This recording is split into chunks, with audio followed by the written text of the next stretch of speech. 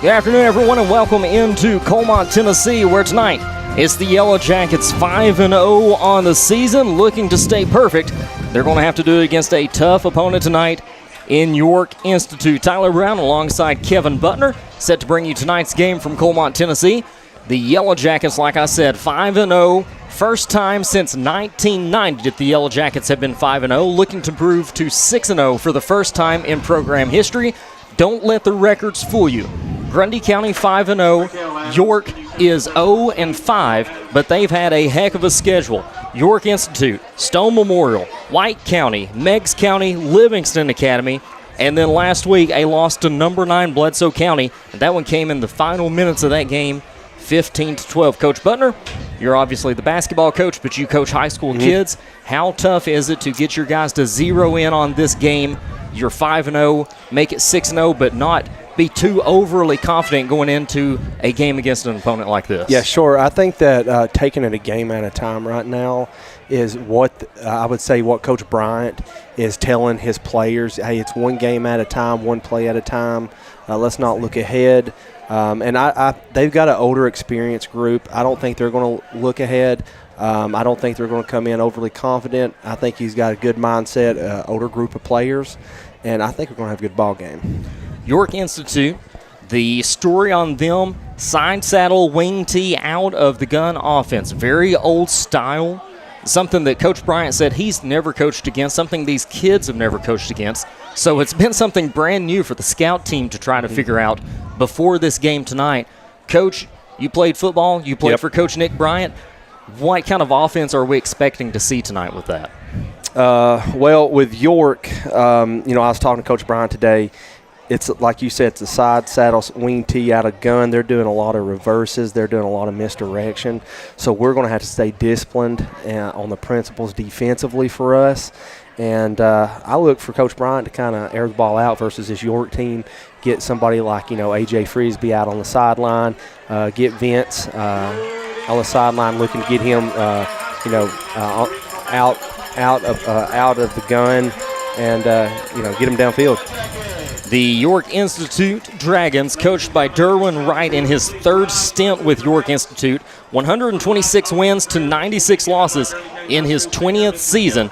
We'll tell you a little bit more about that right after the national anthem here on Yellow Jacket Media. We'll be back in just a second with your pregame show. Let us bow our heads and pray. Dear Heavenly Father, thank you for letting us gather here today. Thank you for giving us another opportunity to praise you. Lord, I pray that you will protect each player and cheerleader today. Lord, I pray that you will keep everyone safe on their travels home. I pray that we are all ambassadors for your word and that you shine through this game tonight. In Jesus' name I pray. Amen.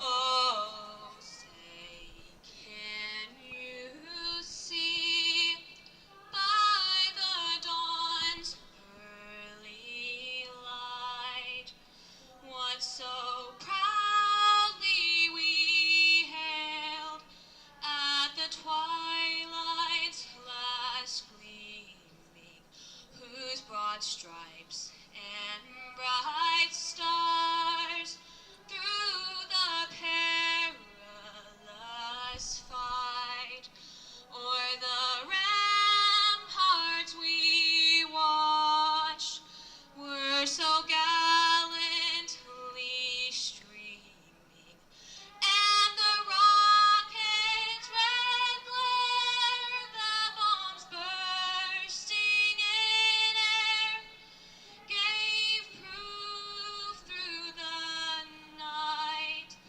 that our flag was still there.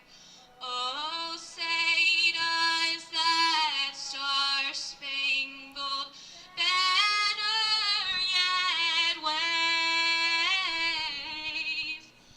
o'er the land of the free and the home of the brave? The very talented Joy Livesay GCHS senior, or rather GCHS student, I should say, with tonight's national anthem that'll lead us into the captain's meeting and the coin toss. We talked about Coach Wright in his 20th season, 126 wins. On the flip side of that, Coach Nick Bryant, 49 wins, 66 losses in his 11th season, second stint with the Yellow Jackets. This Yellow Jackets defense is going to have its work cut out for it tonight. The way this offense is going to operate, you're going to hear us talk about sophomore quarterback number 14, Ryder Smith, a lot tonight. 6 passes against Bledsoe County, 3 completed. What's going to happen most tonight is you're going to hear 2 calls. You're going to hear spinner, which is where they're going to hand off to the sophomore tight end, either number 44, Calvin Voiles, or they're going to the junior running back number 34, Landon Robbins. Quarterback's going to spin, hand off to him. He's going to hit the A and B gaps, or they're going to call spinner student body, and that's going to bounce the running back out to the outside. You're going to hear us talk about the quarterback and the running back both in the backfield. They're going to take direct snaps. Running back's going to take it sometimes. Quarterback Smith is going to take it sometimes. And so the Yellow Jackets defense is going to have to be on their toes for this one. Your captain's meeting for York Institute, your captains for the Dragons will be number 1, Cole Brannon, number 22, the running back Blake Voiles, and number 48, running back Joseph Linder. For the Yellow Jackets, captains tonight will be number 75, River Hampson, number 53, Peyton Copeland, number 21, Vince Bryant, and the senior number 2, A.J. Frisbee. And so we await the result of the coin toss. The Yellow Jackets are lining up under the tunnel here at Chris Field on the new bleachers on the south side of Crisp Field. Student section, are y'all getting ready down there? York Institute's offense will have 2 seniors starting, 5 juniors, and 4 sophomores. No freshmen on the field. They are loaded with sophomores. Grundy County has won the toss, and they have elected to receive the kickoff. The Yellow Jackets will defend the east end zone. That is going toward Palmer. The Dragons will defend the west end zone. That is going toward Pelham. And Chris Field, fans on their feet, looking to see if these Yellow Jackets, who have not been 5-0 since 1990, can pick up a win tonight in their region opener against the Dragons. And a phrase borrowed from John Ward and repeated by the great Duper Ladd. The Yellow Jackets in the tunnel. The Dragons race out and go to their sideline.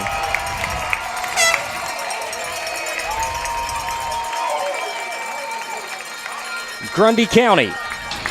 The Yellow Jackets, having one of their best seasons ever, will run through the nest, and it's football time on the mountain.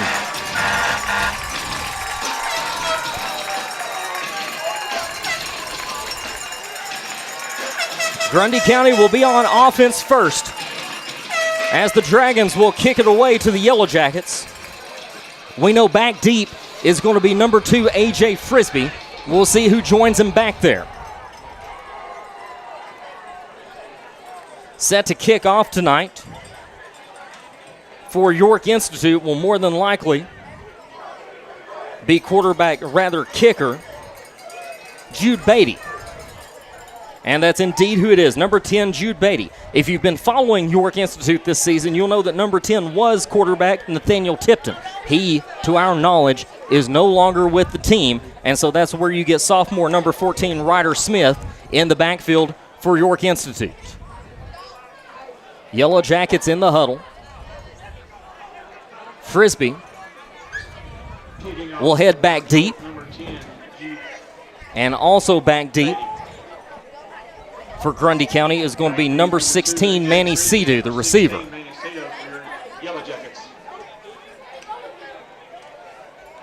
York Institute, like we said, 0-5 on the season, but such a tough schedule. Last week, lost a heartbreaker to number 9, Bledsoe County. Beatty gives the signal And the kick is away. A high spinner. This one's going to come up just a tad short. Taken at the 15. Fakes a handoff. Frisbee. He's at the 20, the 25. He's got the corner and a block to the 40. Go. He's at go the 50. AJ. He's at the 40, the 30, the 20, the 10. 5. Touchdown, Yellow Jackets. AJ Frisbee. The second week in a row that A.J. Frisbee has taken the opening kick back for a touchdown, and the Yellow Jackets lead it 6-0.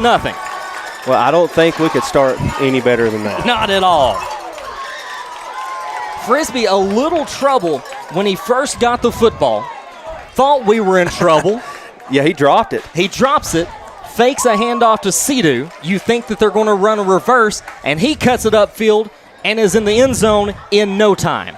And so the Yellow Jackets now will look to convert for 2. Looks like we're lining up in the swinging gate. The running back, number 1, TK Brown, 9 successful 2-point conversions this season. And he stands behind the line. There's the swing, TK, into the end zone. 2 points good. Easy peasy, lemon squeezy. 10th 2-point conversion this season for TK Brown, and the Yellow Jackets lead 8-0 over York Institute. And so now it'll be our turn to see that offense that we were talking about just a few moments ago in the pregame.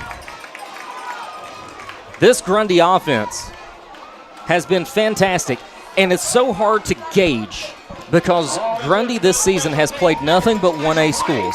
You look at their schedule, and you look at Innovation Academy, you look at Whitwell, you look at Red Boiling Springs, Lookout Valley, and Pickett County. A lot of cupcakes. Yeah, I think York might be coming in here, maybe being a little overconfident, thinking we haven't played as good as competition. But I'm going to tell you right now, they came to play, and A.J. Frisbee, he's just so dangerous when he gets in the open field. And speaking of Frisbee, he can do just about everything. He's going to kick it off for the Yellow Jackets. One man back deep for York, and it's number 34, Landon Robbins, the junior running back. And he toes the 5-yard line. Frisbee not that strong of a leg to boot it to the 5. I think Robbins will have to come up to catch this one. The signal. And Frisbee the kick. And it'll bounce at the 15. Robbins comes up with it on the 10 to the 20. He's hit at the 23, taken down at the 25, making the tackle for the Yellow Jackets. Number 11, Connor Pons, the senior.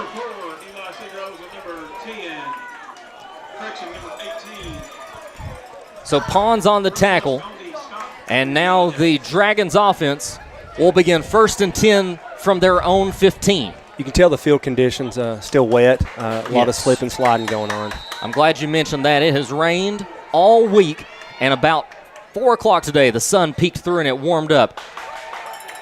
Direct snap taken. Correction, that is taken by the quarterback, Ryder Smith. He tries to go up the middle, and he's going to pick up about 2 yards. It's going to be 2nd and 8. 2nd and 8. That time Smith is who takes it. 11:25, clock rolling in the first quarter. Yellow Jackets leading 8-0 over York Institute. A.J. Frisbee takes the opening kickoff for a touchdown, and then the Yellow Jackets convert. Second play from scrimmage. This one is taken by the running back Linder, and Linder is going to lumber his way past the 35-yard line to about the 37, and that's going to be good enough for a first down. They'll spot it on the 37-yard line. First down of the night will go to the Dragons. So they hurry up to the line. Quarterback Ryder Smith in the backfield. Running back. No, there's a big gap. That's running big back. Gap. They confused me on that one. That was Landon Robbins, number 34, who, like you said, Coach Butner, a big gap there, and he's going to pick up right at 10 yards. It's already the misdirection that we talked about. It's hard to even see from up here who has the ball. So ball at the 47. Yellow Jackets in a 3-4. Outside linebackers will cheat in. That one taken by Robbins again, and Robbins another big hole. Finally dragged down in the secondary. He gets down to the Yellow Jacket 39, possibly 38. A big gain. Yeah, they're moving the ball extremely well right now. It looks like we're still loading the box up. Just there's gaps. That's a 15-yard run. Ball at the Yellow Jackets 39. Misdirection. There's Spinner. Yep. And that is handed off to Cole Brannon, the wide receiver / tight end, who cuts across the field from the right side and then shoots that A-B gap. And another pickup, this one for about 11 yards, down to the 28-yard line. And it'll be 1st and 10 York, and they are marching the ball down the field methodically. 9:28 to play in the first quarter. Yellow Jackets leading 8-0.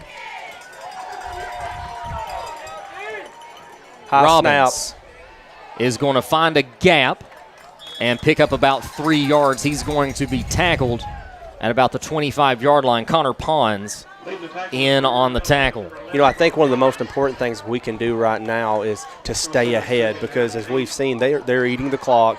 They're moving the ball down the field. If we can stay ahead, we'll be fine. But if it's ever where they get ahead, they can run the entire clock out by just moving the ball down the field on this constant run. 2nd down 8. Smith takes the handoff this time, and he's wrapped up in the backfield and will be brought down, looks like, for a loss of 1. That Peyton Copeland? Get on the top of your Yellow Jackets, number 5. Billy Smith says number 5, but there's no number 5 out on the field. So it was either Copeland or Kegan Kilgore, who wears number 50. And so a short loss for the Dragons. 3rd down and about 8 to go. Maybe just a tad over 8 yards. Again, 2 men in the backfield. That one goes to Robbins and a flag. False start, possibly. And correction, is number 48, Linder, who takes that snap. And Coach Butner, you call a false start. They're going to call offsides on the Yellow Jackets. I didn't see that one. I didn't see that one either. And it always confuses me with the stoppage of play. Most of the time you see that as a free play for the offense to go ahead and go with it after the snap. Exactly. But now we've got 3rd down and about 3 to go. Ball on the 25-yard line. And another good gap. 1st down and a tad more. That one's Smith that runs it up the gut. And he's going to be brought down at about the Yellow Jackets' 13-yard line. So 1st and 10, the scoreboard will mark it the 14-yard line. 7:50 to play this first quarter, rolling.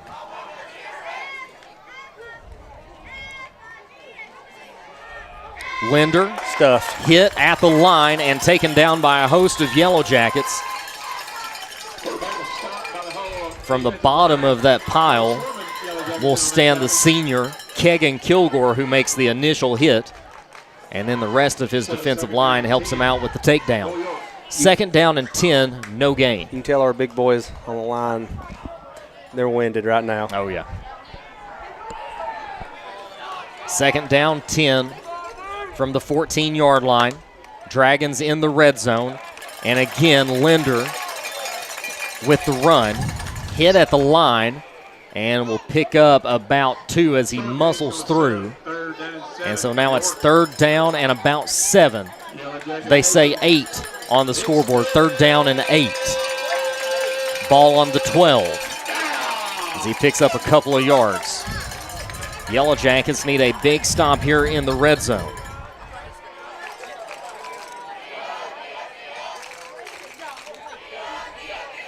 There's that misdirection.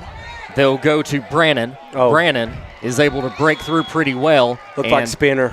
He's going to dive across the line for the 1st down. Dragons are motioning 1st down, and it will be 1st and goal. They're going to stick the ball on the 8-yard line. We'll set up 1st and goal. it seems that the best play they're having success with is the spinner. Yeah, because as soon as you go spinner and hand off to the wide receiver Brandon cutting across, you're expecting that quarterback or running back to come through the line. 6:07 the snap. Smith tries to take it himself and leaps over the pile and falls forward for a good pickup. So it'll be 2nd and goal. Ball looks like it'll be at about the 4-yard line. Looks like it's just inside the 5. Hard to tell as you get down into the corners. Dragons moving the ball from left to right, from Pelham to Palmer. Looking to find the goal line on the east side of the field. Smith. Pass. And they're going to throw it to Smith, who runs out into the flat, and he goes into the end zone untouched for a touchdown. Dragons will strike on their first drive of the game, and right now trail it by 2, 6-8, with right at 6 minutes remaining on the clock. And that was number 14, Ryder Smith for York, the sophomore. Dragons convert, 8-8 your score. And the Yellow Jackets will have to find a way to regroup, and hopefully on this kickoff you get another good return from H.A. Frisbee. You hope it's another touchdown, but at the least set up some good field position for this Yellow Jacket offense, see what they can do against York's defense. We haven't seen York's defense yet. 6 minutes to go in the first quarter, all tied up 8-8. And the Yellow Jackets offense has not touched the ball once. It's been the special teams, H.A. Frisbee on the opening kickoff, who took it all the way back for 6. So Beatty set to kick off for the Dragons. Back deep again, Frisbee with Manny Sidhu. Sidhu to the left side.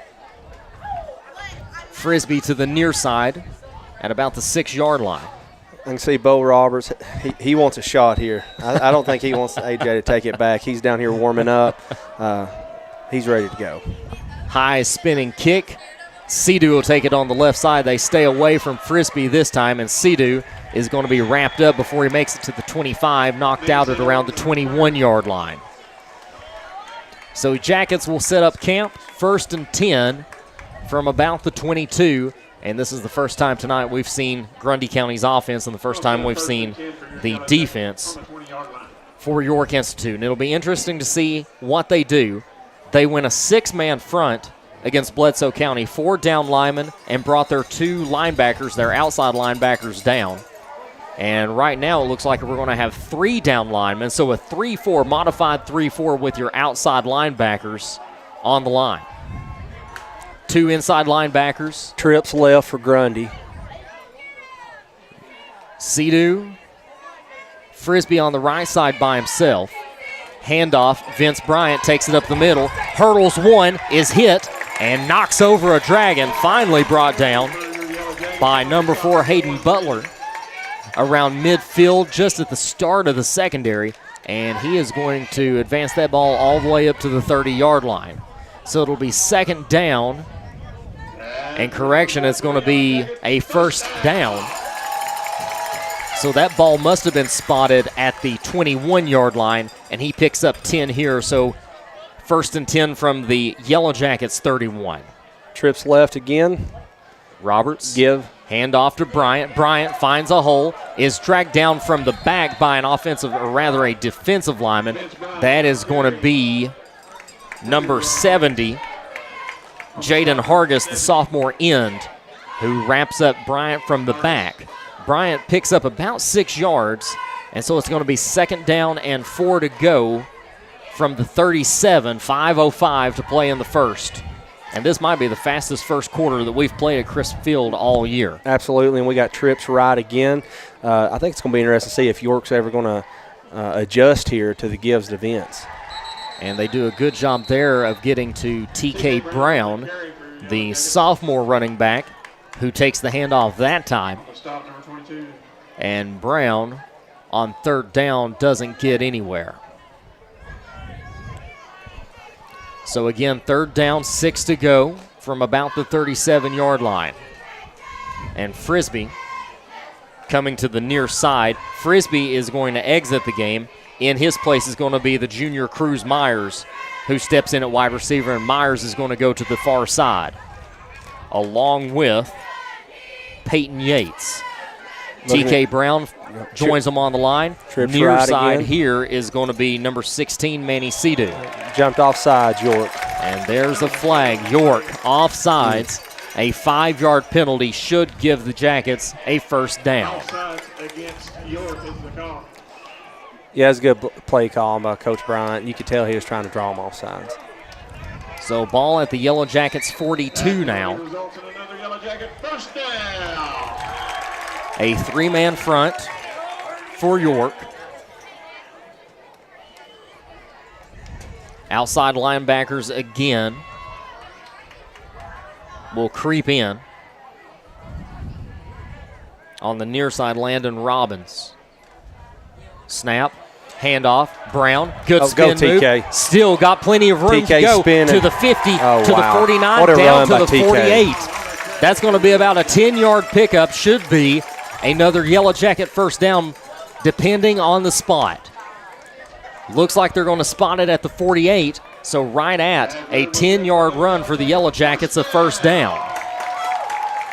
You know, you come out with Vince and Lightning, and then you got TK Brown coming in with a little thunder. So very tough for a sophomore to run that hard. That's your classic Warren Dunn, TJ Duckett from the old Atlanta Falcons. TK, the one to punch it in. Vince, your gasher, but right there, TK with a good 10-yard run. They're going to bring Vince down into trips. TK standing right beside Bo in the gun. They'll hand to TK again, and TK looks like he's going to pick up about 4 yards. For your Yellow Jackets and on the stop number 7, Hardest.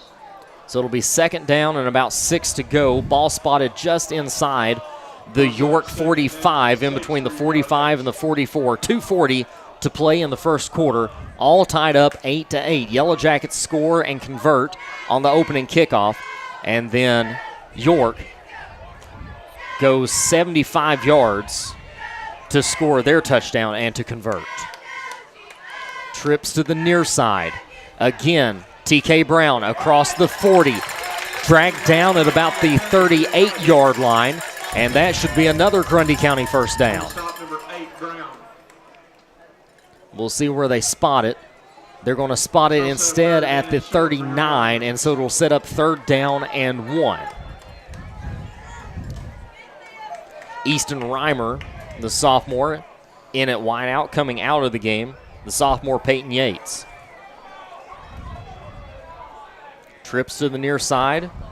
Far side lone receiver, Cruz Myers. Vince Bryant in the backfield now. Handoff to Bryant. He's going to try to outrun, but can't. Number 48, Joseph Linder, the running back, or rather the linebacker, who comes in untouched from the far end and drags down Bryant from the backside. Bryant good enough to pick up a first down. He got 1 yard on the play, and that's all the Jackets needed. So another 1st and 10. This time ball will be spotted at the 38. So ball at the York 38. Yellow Jackets offense grinding. Copeland back into the game. Out, Easton Reimer. Backfield is going to be Roberts and Bryant. TK joining trips left, far side. Again, Cruz Myers by himself. In the gun, snap. Handoff Bryant. Bryant's going to power forward and looks like pick up 1 yard as he is able to get to about the 37. Yeah, Vince made something out of nothing on that one. Yeah, the offensive line crashed the defense there. Pocket collapsed and was still able to find at least a yard. So it'll be second down and 9. Ball spotted just shy of the 37, so almost a full yard there. Clock running under a minute, 49 seconds to play in the first quarter. We started this game at 7 o'clock, and it is 7:21, and this first quarter is almost over. It's like watching a game with Army. Clock doesn't stop.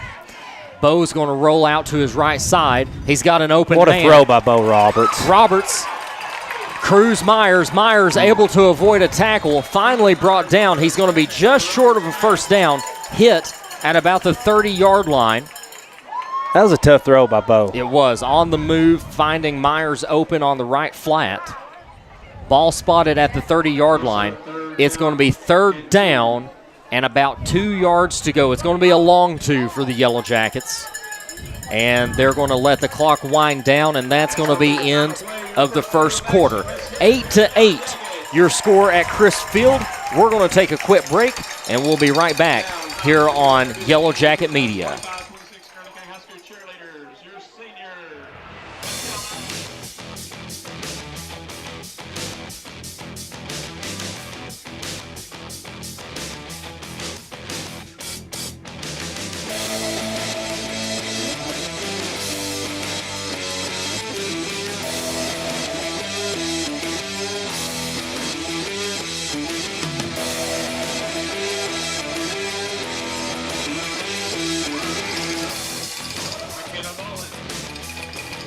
Back on Yellow Jacket Media, Grundy County and York all tied up 8-8 as we go into the second. Fast first quarter, 7:23. It ended at 7:22. And the Yellow Jackets are going to have the ball on the York 30. 3rd and 2, Kyla Kilgore. Our sideline reporter has been down on the field. Kyla, what have you seen in that first quarter? Right now, offense is absolutely destroying the game with a touchdown during the first play. So far, it's looking great for our Yellow Jackets with our goal to a record-breaking 6-0. So, Kyla, it seems like a more physical game that we've seen this season. A lot of hard hits, both teams grinding down on the field. Not a lot of throws. We've only had one pass. How physical does it look down there? So far, it hasn't been too bad, but we'll see how that goes as the game goes on. Exactly. We'll see how that changes throughout the game. But right now, I think we're keeping it pretty tame. But like you said, who knows what the rest of the night brings. Thank you, Kyla. Is that Vince taking the direct snap from the quarterback? It is. That is Vince Bryant in the backfield. Maybe a little trickery there. And like you said, if I know Coach Bryant, he's got some plays up his sleeve. Yeah, I'm ready for him to take a shot downfield. So it's good for the first down, a pickup of about 3. It's going to be 1st and 10 from the York 26. Yellow Jackets close to the red zone. This is the first offensive drive of the game for Grundy County. They scored on the opening kickoff. A.J. Frisbee took it all the way back, and then York on their first series took it all the way downfield for a touchdown. All tied up 8-8. So we got A.J. Frisbee by himself down here on it. Bo is going to hand off to Bryant. Bryant trying to get around the left corner. Misses one man. Second man misses him. Finally hit by a safety. And out of bounds he goes near the first down marker. I think he's going to be about a yard short, maybe 2. We'll see where they spot it. Looks like about 3 yards short when it's all said and done. It's going to be second down. Looks like an about 2 to go. Second down and 2. Ball in the red zone at the 18-yard line.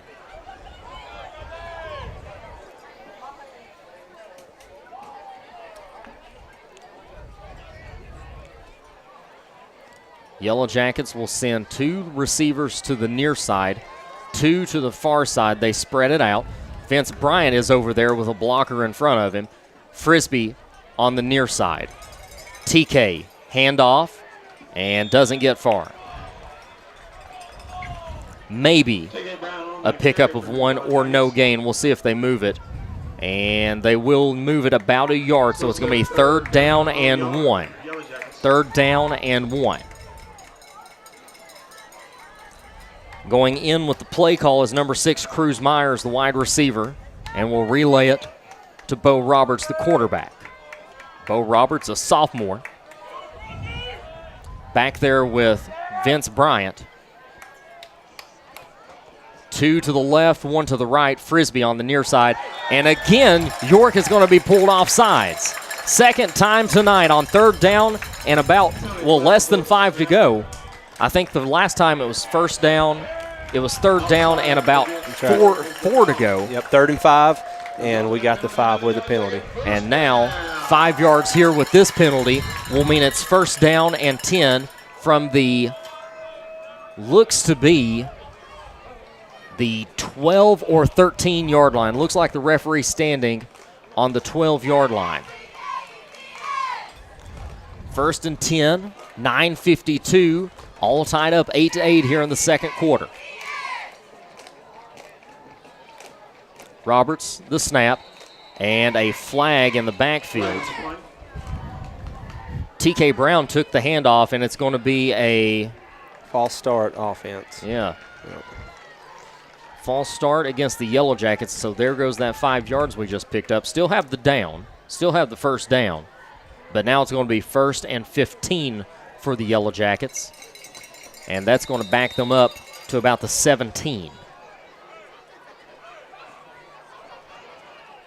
Only one pass this game so far, and it was Roberts to Cruz Myers for a first down.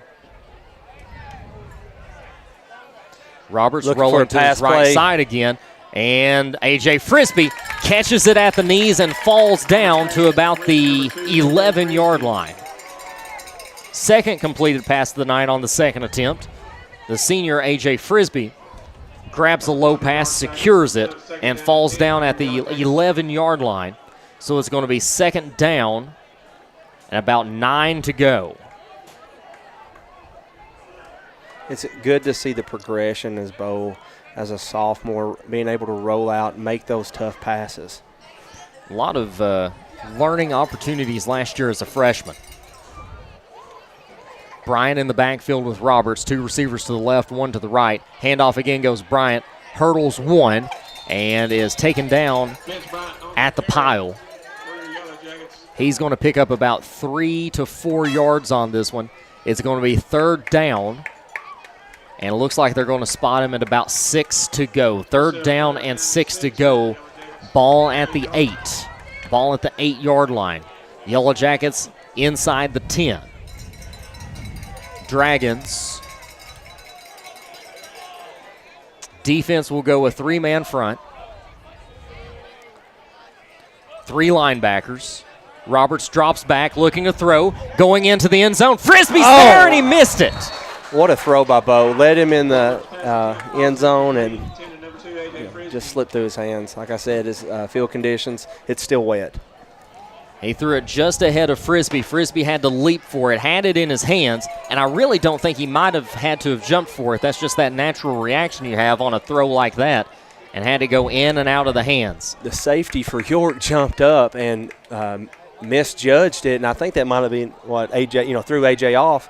He thought he was going to have to jump to catch it, and it was a good thrown ball. Jackets are going to go for it on 4th and 6, and they're going to try to draw York off sides. It's not going to work this time. Bo audible at the line, and Yellow Jackets are going to have to take a timeout. So hey, good attempt. We would have called that an old Chris Pickett freeze play at one point. Dragons don't fall for it, and so a timeout. 7:58 to play in the first half. Jackets and Dragons tied up 8-8. History on the line tonight. The Dragons 0-5 have played an extremely tough schedule. We knew this was not going to be an easy one. Yellow Jackets have played nothing but 1A teams. They're 5-0 for the first time since 1990, looking to improve to 6-0 for the first time in program history. The best start ever, like I said, back in 1990. Grundy County beat Cornersville, Boyd Buchanan, South Pittsburgh. That was the first ever win over South Pittsburgh. Bledsoe County 15-14, Kirkman 41-18. They lost that 6th game of the year to Whitwell 28-15. So the Yellow Jackets can march into the record book tonight, but like we said, a tough assignment. And now after the timeout, Yellow Jackets still look like they're going to go for it. They got Bo Roberts in the gun along with Bryant in the backfield. 2 receivers to the right, Frisbee and Brown. 2 receivers to the left, Myers and number 16, Manny Seeded. Oh, it's a beautiful give to Vince Bryant for a touchdown. Vince Bryant right up the middle, 8 yards for the touchdown.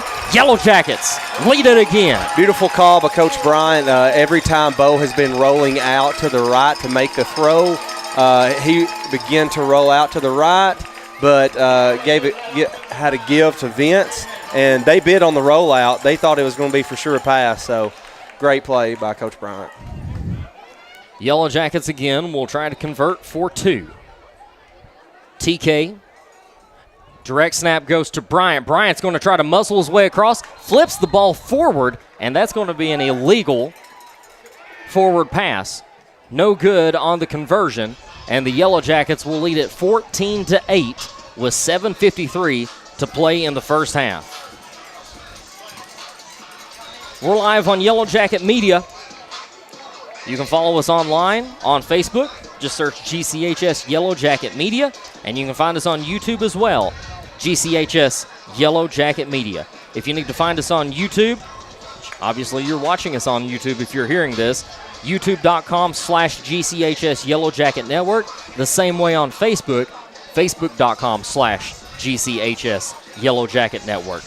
And you can search us by our handle at GCHS Yellow Jacket Media on Instagram, GCHS Yellow Jacket Media. You know, from just looking at the previous scores that York has played, when they played Bledsoe only scored 15 on them for the entire game. We're at 14.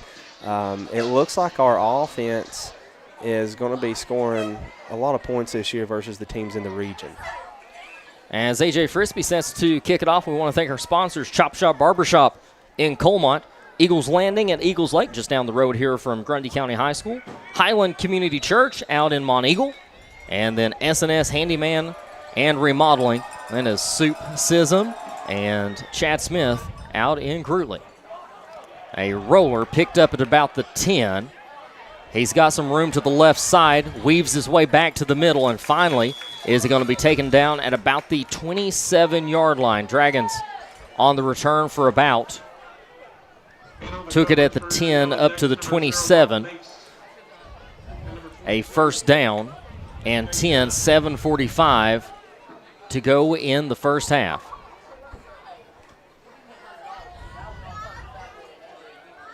So about a 22-yard gain for the Dragons, and now back into that funky offense, that wing T. Direct snap goes to the running back. He'll take it right side and try to get it around the end, and will be met at the line. And now a flag on the play. That flag coming in from the backfield from the white hat. Ball spot has not moved. Face mask on Grundy County. So a penalty against the Jackets. And that's going to be a 10-yard penalty. And it'll be a 15-yard penalty. That's going to put the ball at the York 47. The York 47 after the 15-yard face mask penalty. 7:25 to play in the first half. Yellow Jackets lead the Dragons 14-8. Snap goes to the running back. He's got a hole on the left side. Chasing him down, Frisbee. Frisbee around the neck is able to wrestle him down.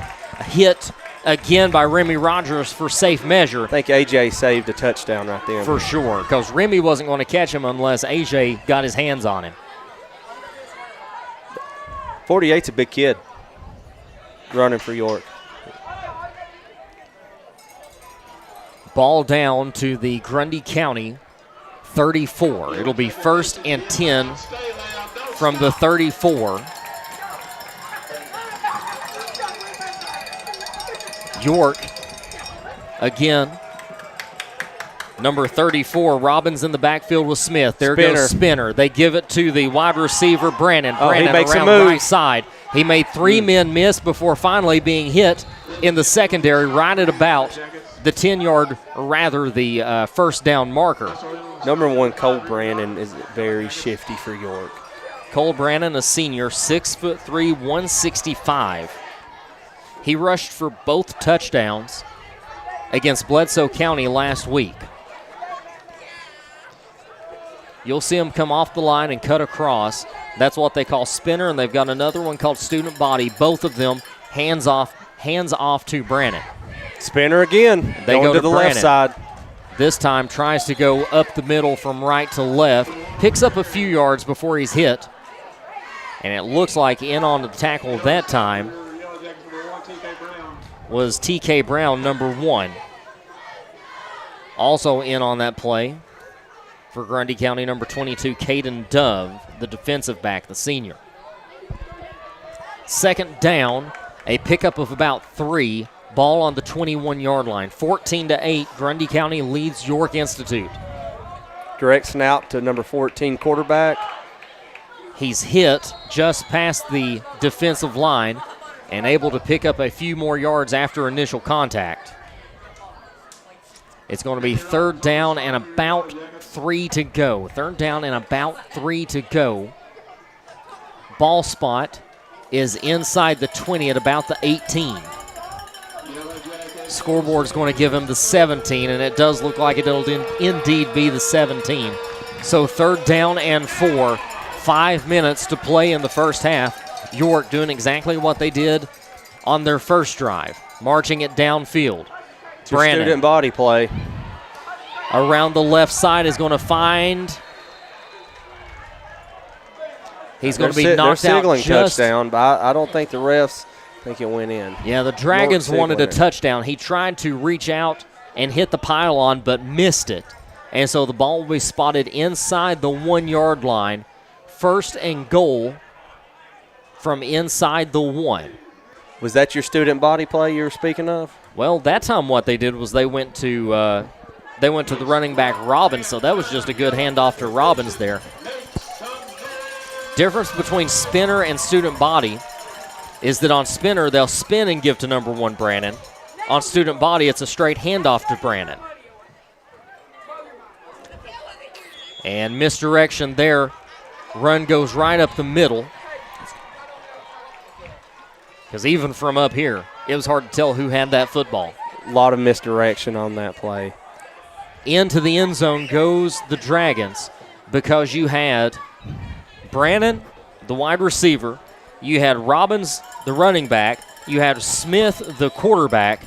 And what they do is they hand it off to their tight end, number 44, Calvin Voiles, to get into the end zone. York going for 2. So 14-14, York trying to take a 2-point lead. And they'll give to Brannon. Brannon's going to be taken down before the goal line. 14-14. 2-point conversion, no good. 14-14, 3:38 to play in the first half. This one has been a fantastic game. This is a good football game. So what you have to ask yourself here, I believe, is at what point does your offense and defense for both teams begin to run out of gas if they keep this up? Because both rosters, fairly even. Yellow Jackets have more personnel than York Institute does. York Institute with a ton of sophomores that play. Yellow Jackets very senior heavy, so you hope that experience pays off for the Yellow Jackets in the end. And I know Coach Butner looking at the numbers right now to see about personnel. I think we got 5 seniors for York. Is that correct? Yes. Yep. Taking off number 10. And so Beatty will kick off for York. So for folks listening, York has done very well the past 2 previous seasons. They made it to the 3rd round, is that correct, 2 years ago? Yes, and semifinals last year. Last year, and that's what a lot of people thought coming into this season, was whoever won the playoff matchup between them and Marion County would be your state champion. Because last year, Marion County whipped them in the semifinals 44-0 to go to Finley Stadium. That's correct. And so we thought that was going to be another huge matchup, but York has struggled this year, and of course they're without their starting quarterback, Nathaniel Tipton. A.J. Frisbee for the return. He slips, and so that's this field condition I'm talking about. I think A.J. could have made a move, and it's just a little wet on the far end of the end zone. So Frisbee takes the kickoff and will slip it right at the 20-yard line is where they'll spot the ball. So 1st and 10 from the 20. Yellow Jackets and Dragons tied up 14-14. Grundy has 4 minutes and 30 seconds to try to put up a crooked number before the half. York defense will go 3 down linemen. Your linebacker, number 48, Joseph Linder, cheats up to the left side. Right side, your linebacker, number 34, Landon Robbins. Bryant. Bryant's trying to get around the right side, is hit at the 20, falls forward, might have gotten the 21, the 22. Looks like they'll give him about a 2-yard pickup, so it'll be 2nd down and 8 from the 22. I can see how Coach Bryant's trying to get Vince to the outside. I think it's just a matter of time before he breaks it open. The 2-point conversion was, or not the 2-point conversion, the touchdown was what was so impressive with Vince cutting it up the middle, and we hope to see something like that again, because if Vince gets some open room, he's gone. That's exactly right. Vince Bryant, a 3rd-generation Yellow Jacket, and a flag on the field. I think that was probably too many on the field for the Yellow Jackets. Trying to get off the field was Cruz Myers, and the flag came in just as he was getting off the sideline, and so the Yellow Jackets hit with the penalty. Like I was saying, Vince Bryant, 3rd-generation Yellow Jacket, running back like his grandfather, the great Jerry Bryant. Probably, arguably, the greatest running back in Grundy County history. And then, of course, his dad down there on the sidelines with the headset on, Nick Bryant, who was a quarterback who walked on at Tennessee Tech after his playing days were over here at Grundy County. And Bryant, the youngest, can fly. Pass play looking deep for A.J. Frisbee.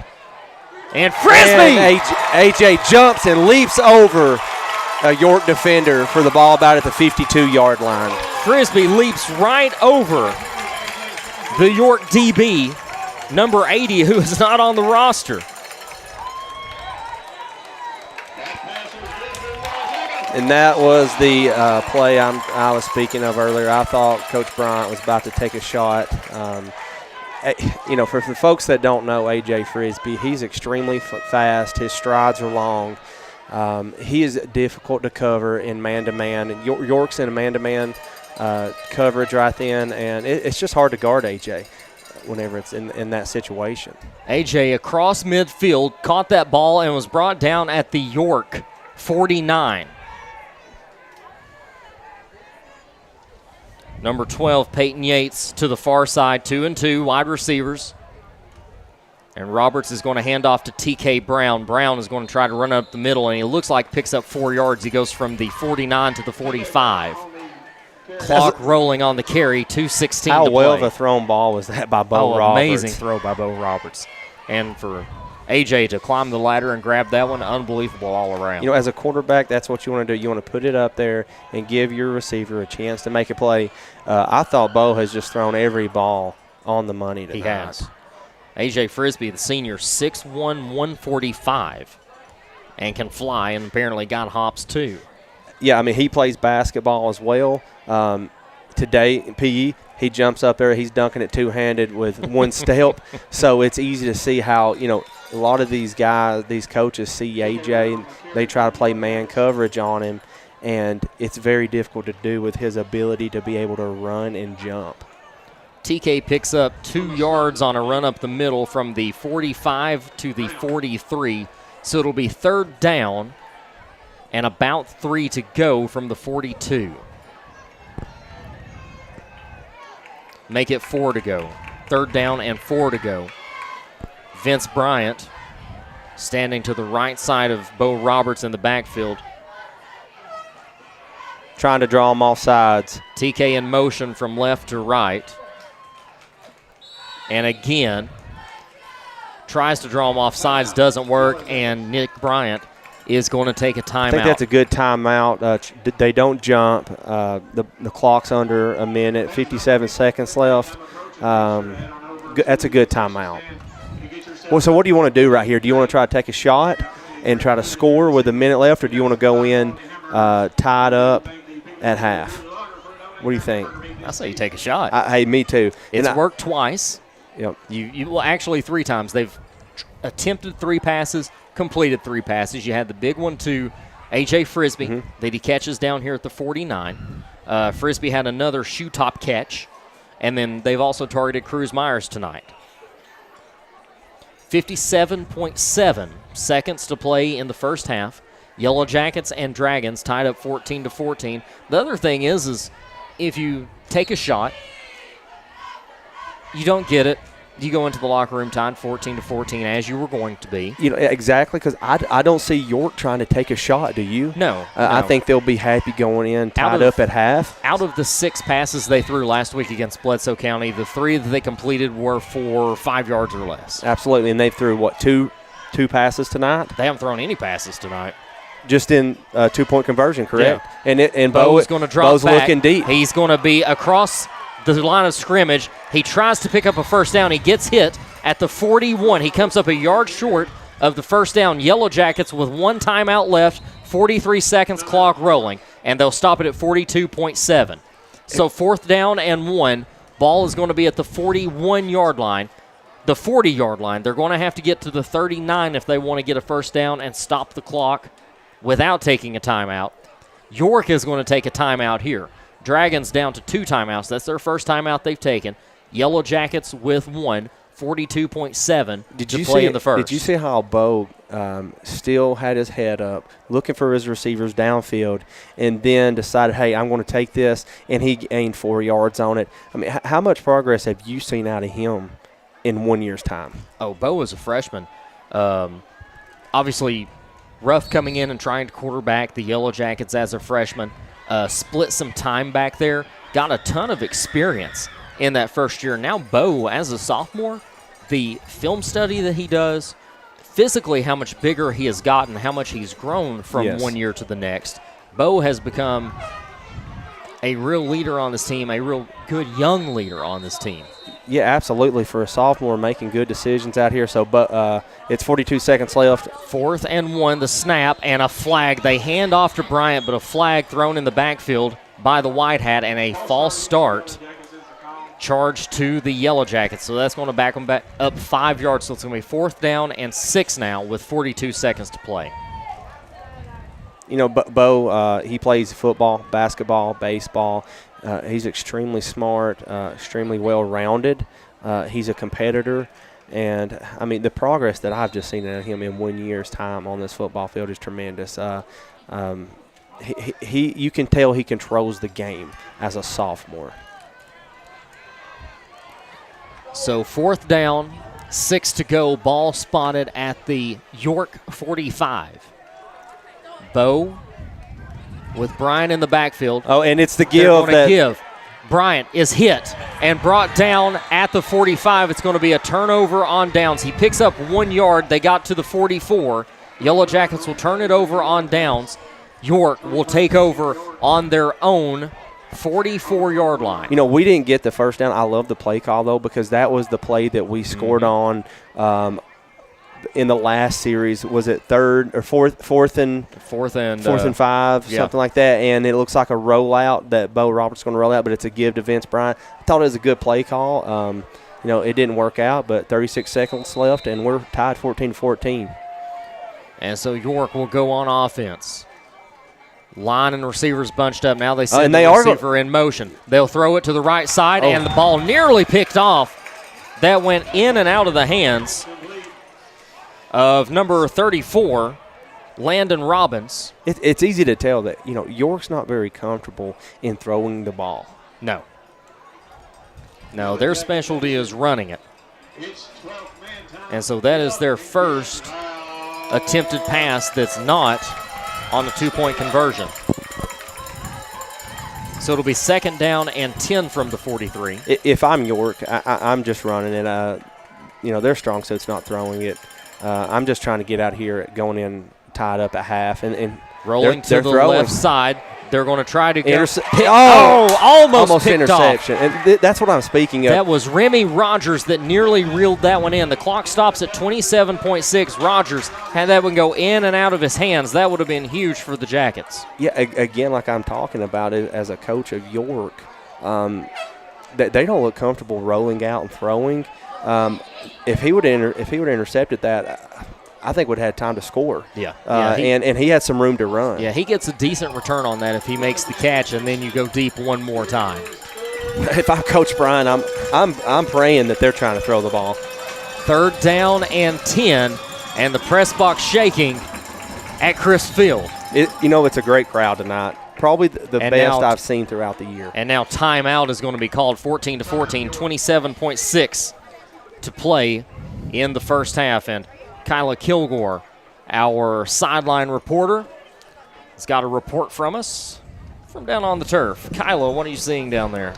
Right now, it's looking like a really close game between the Yellow Jackets and the Dragons with a tied 14-14 game. Coach is saying they're going to get tired, so that's when we need to step our game up. So it sounds like he's telling our players to keep our game strong and consistent. That was something Coach Butner and I were talking about was personnel. If the Dragons, who have a tad smaller team personnel-wise, if they get tired and they get gassed at the end of this game, if Grundy has a little bit of the edge, how's the energy with our guys? We're looking really good. We're keeping our energy up. We're staying strong and consistent with our game. Overall, we're looking really great. So I'm thinking we're going to have a really good shot at this record-breaking 6-0 game. Kyla Kilgore, thank you very much. 27.6 seconds to go in the half, 3rd and 10. And they're going to give the spinner. They're going to go up the middle for about, looks like a gain of 12 yards. That's number 48, Joseph Linder, the running back, who picks up 12 yards on the play. So it's going to be 1st down and 10. Ball at the Yellow Jackets, 43. Correction, ball at the Jackets 45. It's going to be the Jackets 45 where they spot this one, and now York's going to take another timeout. That's their 3rd. No timeouts remaining for the Dragons.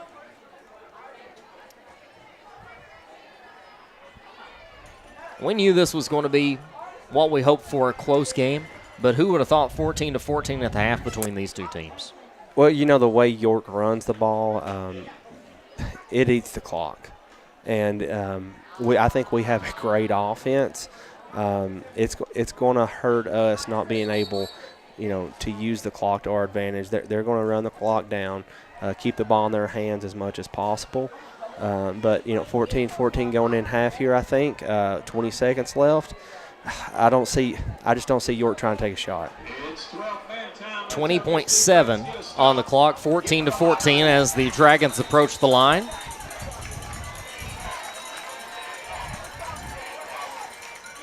Oh, and they're going to try to pass it. Hit in the backfield. He gets away. Hit on the throw, and that ball is going to land untouched at the 20-yard line. He really threw it into no man's land. A lineman got to him first, and then after that it was Eli Seagroves, the sophomore, who laid the hit on him on the throw. Eli, 5'11", 160 pounds, leads the team in tackles with 31. So York gets the ball after the half, right? That's correct. I'm not. If I'm York, I'm not trying to give an interception up here. I'm going in at half, and 13 I'm just surprised seconds. they're taking these trick play shots down the field. 13 seconds. A fumble ball on the is play. on the ground. It looks like York falls on it, though. York will fall on it. Clock will run under 10 seconds. Coach Bryant yelling at the sideline, not sure exactly what it was. I knew he wasn't going to take a timeout there. Wasn't sure what was going to happen. Time expires in the first half, and the Yellow Jackets and Dragons are tied up 14-14 after 2 quarters at Chris Field. We're going to take a quick break, and we'll be right back here on Yellow Jacket Media. The Jackets and Dragons all tied up at 14.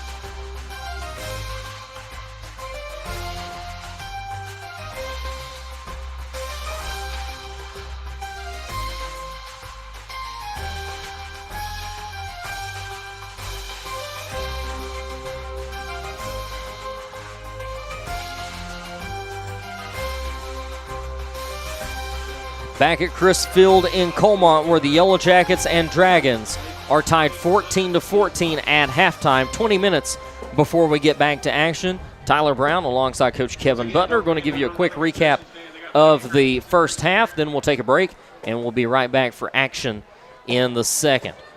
Quick note from David Lowry, who had a health scare a few weeks ago, doing well now. Was going to try to come to tonight's game, but ended up having a doctor's appointment today. He sent us a text and said that Eli Seagroves, who laid that last hit that we saw, will be fishing on Watts Bar tomorrow. He's on the fishing team as well. And so an early morning for Eli Seagroves in tomorrow, as he'll be fishing at Watts Bar tomorrow. So we wish him some luck. Kyla Kilgore, our sideline reporter, has joined us in the booth. Kyla, that first half, I think the most competitive game we've seen from the Yellow Jackets this season. You were talking about the energy the coach had. Could you tell what he was yelling at there at the end of the half? It was pretty hard to tell, but if I were to guess, probably he was telling his players to really stay strong throughout this next half. Like you said earlier, the Dragons team is significantly smaller than ours, and so whenever they get tired, they won't have as many substitutions as we do. So our team, those players that have been resting throughout this first half, we could have them in, keeping the energy up, keeping our offense up to hopefully win this game. So we were talking about recapping that first half. Yellow Jackets score on the opening drive, or rather the opening kickoff. A.J. Frisbee takes it all the way to the house and puts the Yellow Jackets up 8-0 after a 2-point conversion. You were down on the field for that. How loud was it down there? Because these stands are packed tonight. Yeah, it was crazy. The energy was awesome. The student section is really showing out tonight. It was really loud. Everybody was super excited. We were too. It was awesome. Kyla Kilgore, thank you very much. We'll hear back from you at the start of the third quarter. Coach Butner, we talked about Yellow Jackets scoring on that opening drive. Opening drive for York. They march it downfield, get the touchdown, convert for two, tie it up 8-8. Yellow Jackets take their turn, get into the end zone, fail on the 2-point conversion, but are able to answer back on the very next drive. How much of a confidence builder is that for you as a team to get hit in the mouth and then come right back and hit them in the mouth?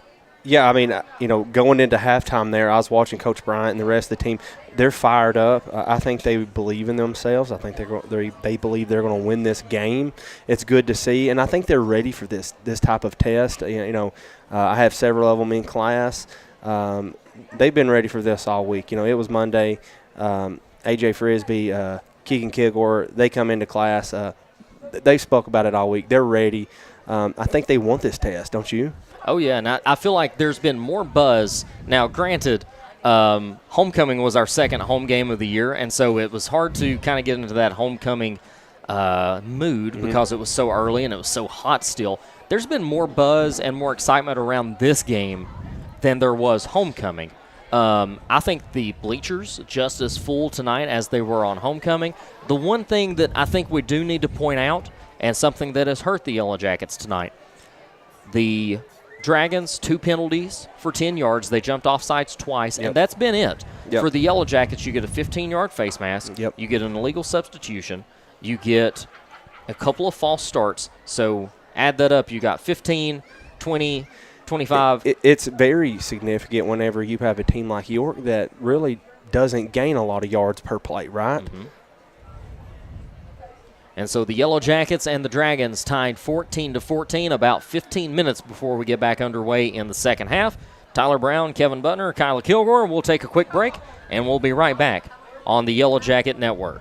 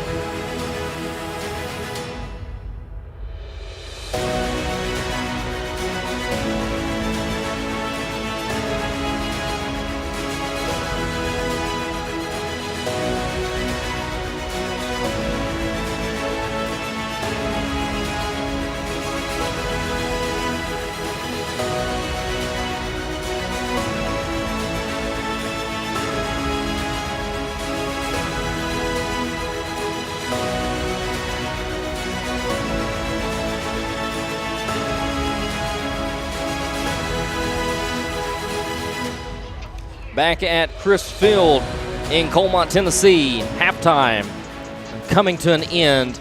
Less than a minute to go before the clock is reset to 12 minutes.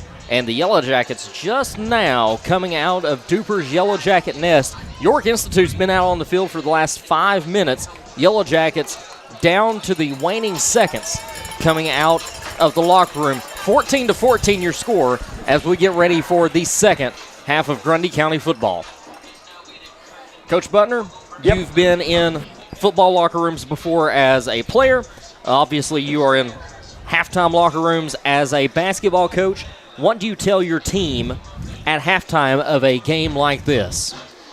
I think just stay composed, stay the course, keep doing what you're doing. I mean, it's a tied ball game. We've played well.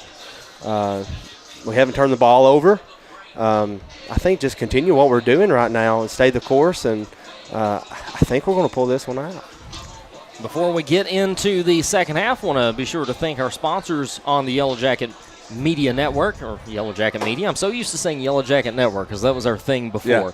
But Highland Community Church out in Mont Eagle, a big supporter of us. Tyler McCullough, thanks so much for helping us out this season and for your help during our tailgate today. Chop Shop Barbershop in Colmont. You can go to Rusty in Colmont along with Henry. They can get you lined up out there for walk-ins. And then out in Mont Eagle, Seth and Ben will take an appointment. S&S Handyman and Remodeling, that's Soup Sism, that's Jason Sism, and his brother Chad Smith out in Grootley Logger. And then Eagles Landing and Eagle Lake, a nice little vacation home David Lowry runs just down the road from Grundy County High School. Those four our sponsors on Yellow Jacket Media this year. Tyler Brown alongside Coach Kevin Butner. 2 minutes to go before we begin the second half. Grundy County and York Institute tied up 14-14 in a slobber knocker so far and a very quick moving game, and I know that usually jinxes it, but the first quarter, both teams keeping the ball on the ground except for 2 passes. It was a 21-minute first quarter. You know, I think coming out of the half here, what we've got to do for the Yellow Jackets is we gotta make a stop, right? We don't want to see York take 6 minutes off the clock, go downfield, score, and then here we are battling back in the second half. What do you think? And that's what has been so wild about this game is that there's only been one stop, and it was York Institute, Grundy County on 4th down, stopping them at the 48-yard line and getting the ball back right before the half. Yep. And so essentially Grundy, you could choose to either punt the ball there, go for it with less than a minute to go. So not a bad turnover, but Grundy hasn't had an answer for York's offense. York has not but once had an answer for Grundy County's offense. We can take a look at some scores from around the state tonight. We talked about a few of these in our pregame show. Tyner Academy leads 20-0 over Cleveland. Alcoa 63-0 over Fulton. Another one that we had talked about, well, we look at Cumberland County. They're losing 28-0 to McMinn Central. Meigs County 29-7 over Sweetwater. That's in the third quarter. Bledsoe County 21-7 over Polk County right now. Clay County 6-0 over Cannon County. That's in the third. Brainerd down 44-0 to Signal Mountain. Sell Creek 21-0 over Boiling Springs. Red Boiling Springs right now. Ray County, East Hamilton tied up 21-21. Monterey getting beaten 35-0 by Marion County. So when we're looking at our region, I'm thinking you got Marion, you have us, you have Bledsoe. A little short kick. The Yellow Jackets are going to come up with it. Onside kick for the Yellow Jackets, and number 4 comes up with the ball. What a play there, and what a perfect kick. A.J. Frisbee spikes it into the ground. It takes one hop, and coming away with it is Eli Seagroves, the sophomore. And now Eli is down after a hard hit at the 40-yard line, still lying on the 40-yard line. But what a recovery. You know, Eli, he goes wide open. Mm-hmm. You know, every play, hoping he's going to be okay right here. So Jesse Goodman out to check on him along with 3 members of the coaching staff. Coach Nick Bryan headed out there right now. both teams on a knee. You know, that was a great onside kick by AJ. I think that's the right call here. Eli looks like he's getting up, looks like he's fine. He's tough, so Mr. Lowry, it looks like he will be fishing in the morning. He can still use a crankbait. Yes. He looks good. He's smiling. He's walking off the field. A good sign, too, is after they jerk him up off the ground, Colby Newsom, the assistant coach, grabs him by the shoulder pad at the neck and gives him a really good, strong hug right there after that play. Yep, Eli's just taking, I think, a breather here. But he's smiling. He's sitting on the sideline over here. Good play call, right? And that's something we were talking about was York. If you're York, you expect to get the ball back right out of the gate second half. And it's going to be Grundy County who will start the second half. Now, this is the first drive. we've seen Grundy's in the I formation. Yep. I think this is an adjustment from us after half, right? You got 3 backs. They're going to give it to the halfback, Bryant. Bryant, is going to be wrestled down in the backfield. Great penetration there, and it's going to be number 48 for York Institute, the linebacker. We've had a lot Joseph of success Linder. out of the I formation, though, this year, you know. Yeah, so what you've got there is Roberts under gun, TK Brown back there, Dyer back there, and then Vince Bryant at the tail end. And Bryant just didn't get anywhere on that. He actually lost 2 yards on the play, so it's going to be 2nd down and 12. And, you know, when we go under the I formation right here, we're putting A.J. Frisbee out on the sideline. They have to try to play man coverage on him, and that's another huge weapon. We got number 80 on 80 for York trying to man coverage A.J. Frisbee. I don't think and that's what we're doing. First thing. They're going to try to go deep to Easton Reimer, and he gets overthrown. See, great play call, great heads up, I think, by our coaching staff. I think we're trying to out-athlete them right now on that man coverage. I mean, good play call, though, right? Just a little overthrown. Out of the game is going to come J.C. Dyer, so I'm curious if they will go back into that I. He's our tight end when we're under the I, correct? So, yeah. And so they'll send A.J. Frisbee in, and they break the huddle, and they will come out in the I formation. No, they're going to go gun.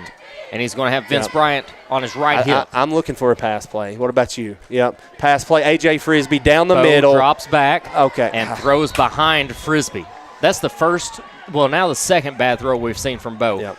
The first one over here to Easton, not a terrible throw, just overthrows him. Just a little overthrown. That one, he's way behind A.J. on the play, and so now it's going to be 4th and 12, and now A.J. is going to have to punt it away. So the first punt of the night for either team, Grundy County is going to have to punt away the opening drive. You know, and if I'm AJ right here, I think they probably give him the leniency of looking at the coverage. You always got to worry about AJ taking off running, even as a punter.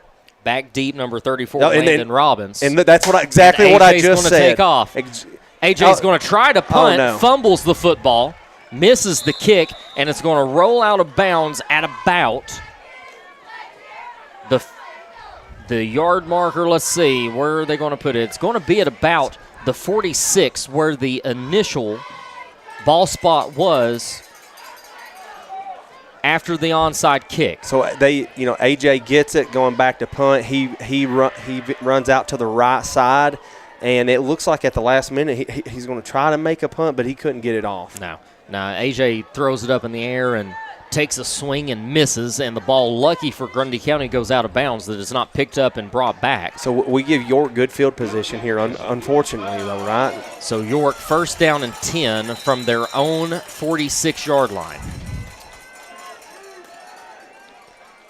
Snap goes to the running back. He's going to cut right. Gets past one defender, is taken down by the second one, and is going to pick up about a yard. So it'll be 2nd down, and they're going to give him 2 yards on it. 2nd down and 8.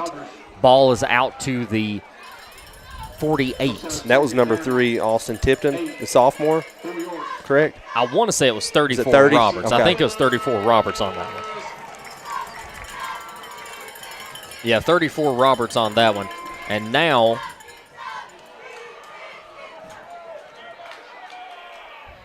another. And it's a fumble, and Grundy County comes up with the ball. It's a bad snap. It was a different looking formation. Did you notice that? It was Remy Rogers who fell on it. And what's even funnier about that is after Rogers had already fallen on the ball, it was Eli Seagroves that ran and covered him as well. So Grundy was going to get the ball back one way or another. It was going to be Rogers or Seagroves, and Seagroves lands on top of Rogers to secure it. So Grundy County catches a huge break.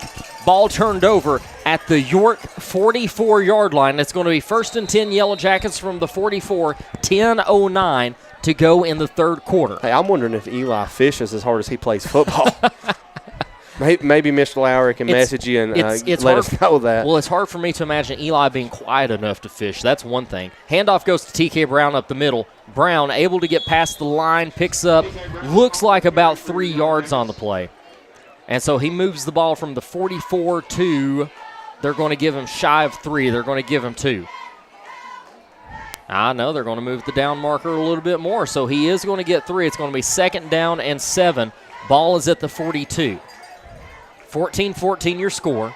9:43 to play in the third quarter. Jackets, 2nd down and 7. Looks like we're in gun, gone away from the I formation after coming out of half. Didn't do much with that, so in gun. Roberts got Bryant on his left I'm looking hip. for him to take a shot with AJ over here. They throw it out to the flat. It's going to be caught. And after about a 2-yard pickup, Easton Reimer is going to be tackled on the far sideline. Yellow Jackets moving from left to right, from Pelham to Palmer. He's going to pick up, looks like a couple of yards on the play. They're going to give him 3rd down and 5 to go, 6 to go from the 40. I think what our coaches are seeing there, that's a numbers game, right? Mm-hmm. That's something that I think our coaches, I was speaking to Coach Brown earlier, that's what he calls a now route. So we're just trying to do a numbers game here and see if that York can adjust to that. I'll take 4 yards, right? Oh, for sure. 4 receivers split. We're looking at A.J. Frisbee. Roll to the right. Frisbee. And he ball makes caught a at the miss. 35. He's at the 30. Tackled at about the 26-yard line. Okay, so I think it's easy to see here now that we're throwing the ball, we're moving the ball. I don't think they can stop A.J. No. So the ball will be spotted about the 26-yard line. We'll see where the official spot is once the referee puts it down, and it will be the 26. 1st down and 10 on the York 26-yard line, 14-14 with 8:17 to go in the third quarter. And A.J. is going to come to the near side. They're going to go 2 receivers to the left, 2 to the right.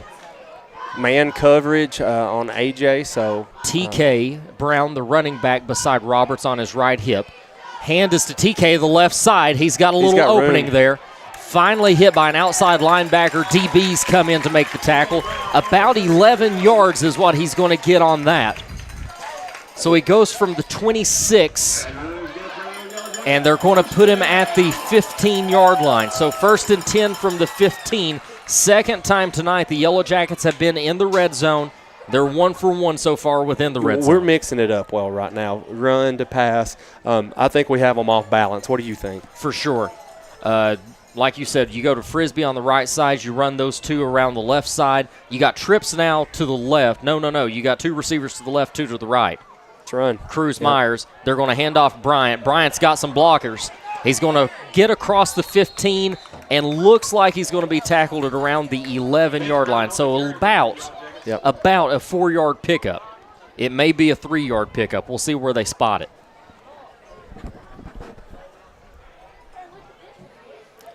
And it looks like they're going to put it at the 12. So 2nd down and 7. Ball at the 13 is what the scoreboard will input. That's Justin Lusk over there with the Booster Club running the scoreboard tonight. Billy Smith, our PA announcer. I'm Tyler Brown alongside Coach Kevin Butner. Kyla Kilgore, our sideline reporter. She's a freshman. In motion, we'll go Peyton Yates to the left side. Vince Bryant now in motion to the right side. He's got TK Brown on the left hip, and Coach Justin Bryant, on top of the press box stomping. This is not what the Yellow Jackets wanted to do, and Coach Nick Bryant is going to have to take a timeout, and he is in Vince Bryant's face. He is not happy with Vince after that. He doesn't take it easy on Vince at all. No. And so a timeout, the first of the half for Grundy County, 14-14. with 7:21 to play in the third quarter. Yellow Jackets in the red zone on the York 13-yard line. When we come back from the timeout, it'll be 2nd down and 7. A wild series of events in this one. To kick off the second half, you get Frisbee, a successful onside kick recovered by Eli Seagroves. He takes a hard hit and stays down for a couple of minutes, but gets up and he's okay. And then York, on their possession, fumbles the ball at midfield. Yellow Jackets get the ball back at around the 48-yard line, York's 48-yard line. And so they've moved the ball from the 48 to the 13, and they've got 2nd down and 7. In the gun, TK to Bo Roberts, right side. Receiver split 2 and 2. They're going to pass it to the right side. One-handed catch in the end zone. Touchdown, Yellow Jackets. Vince Bryant. That is Vince Bryant on the touchdown. I don't know how he caught it. It was a little thrown behind him, it looked like. And he had to come back for that ball. Snagged it with one hand, and now the Yellow Jackets will try to convert for the third time tonight. They are 1 for 2 on third down conversions. They went to Bryant once, and Bryant couldn't get it in. TK Brown is 1 for 1 on 2-point conversions tonight. TK has 10 on the season. That's the most on this Yellow Jacket squad, so we'll see if they'll go to TK here. They've tried to run it twice. Maybe try to throw it here. You've got AJ to the near side. When we're running the swinging gate, there's multiple options that they have. The snap's going to go to Roberts. Roberts is going to drop back and go to the corner, and caught by Bryant. Did he get in? And he throws it back to TK. TK on a lateral. The referee on the near side. I don't think the referees really know what's going on. Oh, they call it good. They say it's in. They say it's in. They say it's in. The referee on the near side was standing on the goal line. He had the best view of it. And now the white hat is pointing to a flag on the far sideline. And are they going to pick it up? Let's see what happens here. I think the flag is after the play. They're going to say a false start on Grundy County. No, it's not. I don't think it's a false start at all. Yeah, the white hat calls it a false start. And so I guess that's where your confusion came in, was your referee on the near side didn't signal that Bryant had crossed the goal line.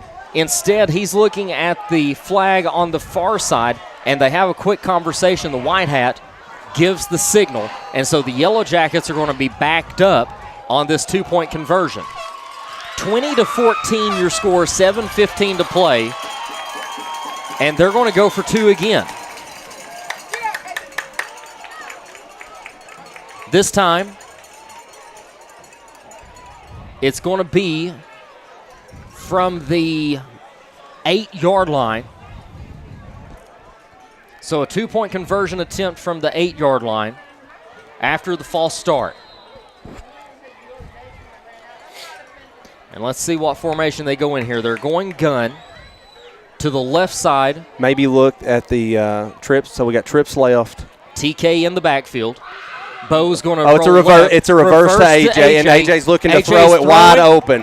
What a play! What a play! Wide open in the corner for the Yellow Jackets was number 23, Easton Reimer. They had completely forgot about him.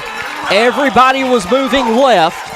AJ on the reverse, rolling to his right, finds Reimer in the end zone. 2 points for the Yellow Jackets, and it's 22-14. That's another great play call. Typically, we do reverses with AJ.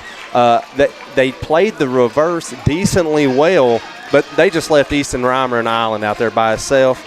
Hey, that's my point guard right there. So hey, good catch. Good. That's a AJ to Easton Reimer. Great play. Can you imagine the dancing that Rayburn Anderson would be doing right now in this situation? Hey, I think I see him down there. 22-14, 7:15 to play in the third quarter. Yellow Jackets are up on York.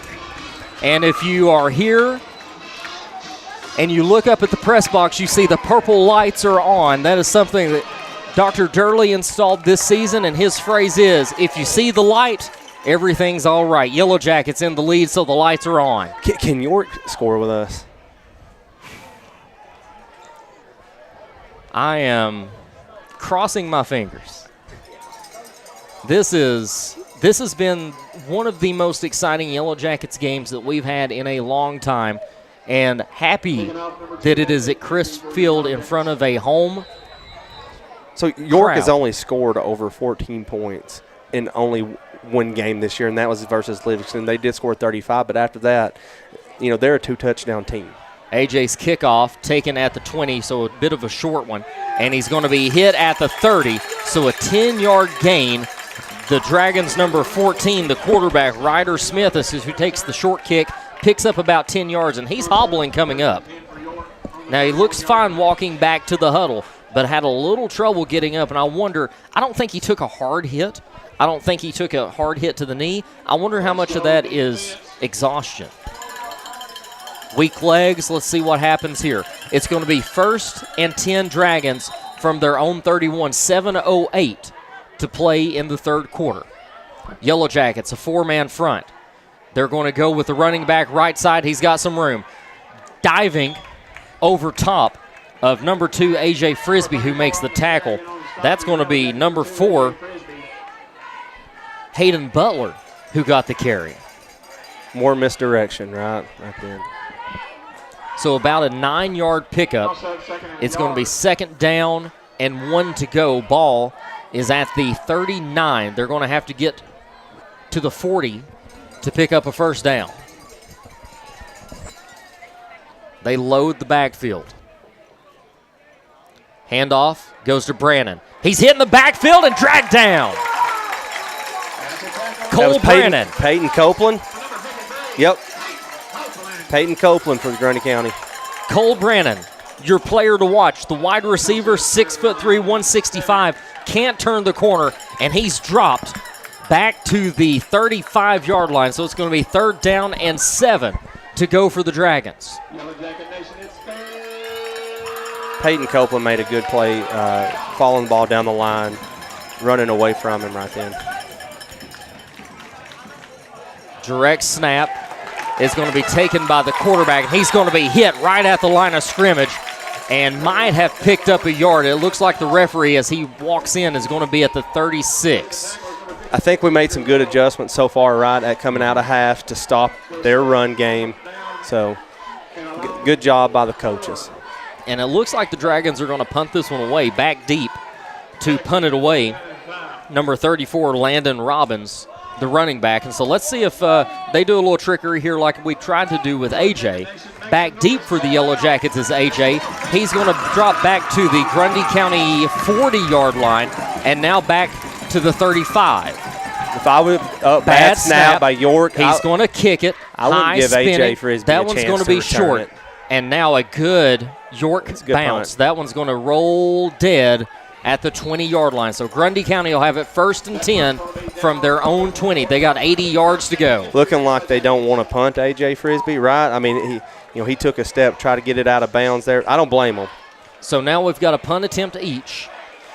Yellow Jackets couldn't get theirs off as it went out of bounds. They got really good field position to begin the first half, York did, and then they fumbled the ball away. York will punt now. Jackets will have the ball at their 20. The only other turnover that you've had as far as switching sides like this was Grundy County on downs right before the halftime break. If we can score one more time, the way York moves the ball so slowly down the field, it would be difficult on them to come back. Handoff is to T.K. Brown. Brown hit in the backfield and wrapped up for a loss. He's going to lose about 3 yards on the play, maybe 2. I think it's 3. And so it's going to be 2nd down and about 13 to go as he's wrestled down to about the 17. Looks like the scoreboard is going to spot it 2nd down and 12 from the 18. We'll take that if that is accurate. Jackets leading 22-14, 4:25 to play in the third. Jackets 8 points this quarter to retake the lead. Right side of the field, you have Vince Bryant, A.J. Frisbee together. That's a dangerous combo. Yeah, it is. They're going to put TK on the right hip of Bo as they move I think from we're going left to take a right. shot. Handoff goes Handoff. to TK Brown. He'll get to about the 20, so a pickup of 2, and the Yellow Jackets are right back where they started. It's 3rd down and 10. Yeah, you would think with the speed on that right side, you think you might go to Bryant or Frisbee. Yep. And instead they run it up the gut with TK Brown. You know, and if you're the defense, you have to key on AJ and Vince. So, and then you got TK to be able to hand the ball off to. So a lot of weapons on the Yellow Jackets. Peyton Yates back in the game. It's going to be trips to the near side along with AJ Frisbee and Vince Bryant. Lone receiver to the left side, TK Brown on the left hip of Bo Roberts in the gun. Snap. It's going to be Bo a pass looking play. back. He's going to step up out of the pocket, throw, Hit the and ground. it's low. Yeah. Nothing that Frisbee could do on that one, just a low throw from Roberts, and a tough throw to make on the run like that. I thought he was going to take off with it as well. I think Bo could have taken off with that one, you know. I think he got the yardage. I think if Bo takes off with that, you get about a 5 to 6 yard pickup. Yes. So maybe the only bad decision we've seen so far from Roberts as far as that he's goes. played tremendous. He's played great. So it's 4th down and 10. AJ to punt it away. And he'll get the punt off. A high kick. This one signal. He's touched it. And the Yellow Jackets recover it again. It was touched at the 45. And coming away with it is the senior, Connor Pons. You could tell that number 34 was unsure to catch the ball. He acts like he's hurt right now. Not sure did he take a shot right I think it's pride. Yeah, most likely. I think pride is hurt there. Landon Robbins, the running back, he got under the football, and then like a bad fly ball read, he's coming in on it, and you saw him signal for it. And I think he heard footsteps. Absolutely. But the footsteps weren't as close as he thought they were. Yeah. So Connor Pons, the senior, comes away with it. The Yellow Jackets, the 45-yard line of York with a new set of downs. And they're going to hand Bryant to Bryant, left side. Bryant's got the corner. He's got more, but we got Vince. a flag in the backfield. Vince Bryant gets a good pickup there, but there's a hold in the backfield against Grundy County, so it's coming back. So is that 2 turnovers now for York? See, so York had you have the kickoff attempt, you have the fumble, and then you have this punt. So that's the difference in the game right now, is it? And York has had 3 turnovers, right, within the second half. So that's your difference in the game right now. And we're talking about penalties for Grundy County in the first. This is a 10-yard penalty for Grundy County, so it'll be 1st and 20 from their own 40 now. You get the penalty on the false start on the 2-point conversion, but Grundy's able to get in the 2 points anyway, so that one doesn't come back to bite you. This one hurts to go from 1st and 10 on a turnover to 1st and 20.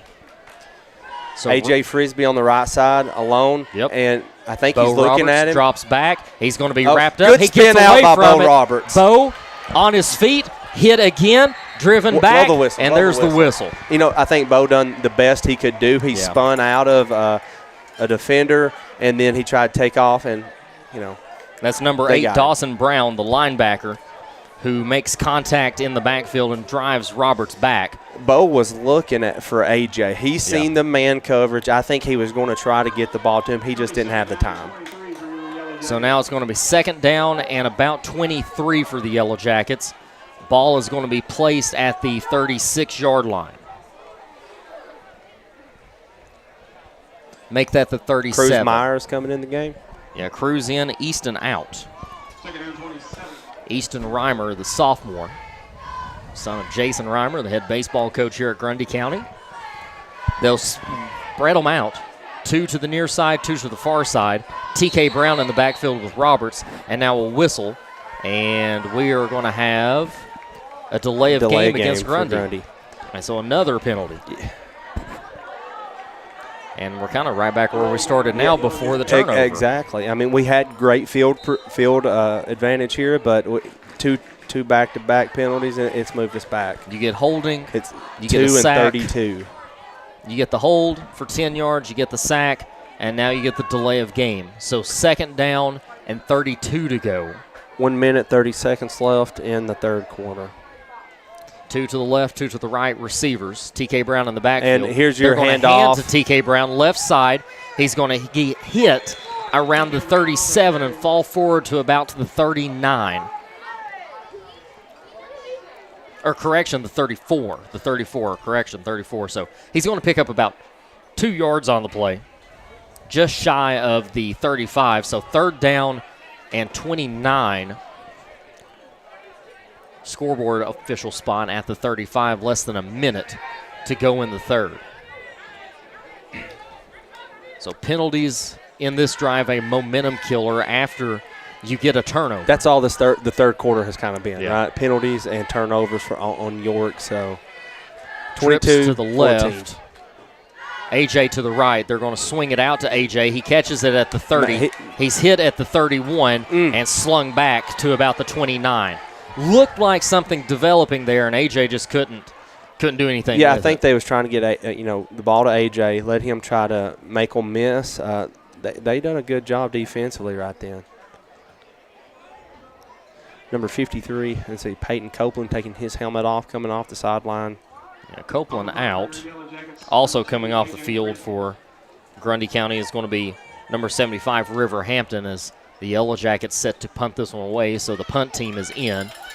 Back deep again for York is number 34, Landon Robbins, and they're going to let the clock run out. So the Yellow Jackets, to begin the 4th quarter, will punt it away, leading 22-14.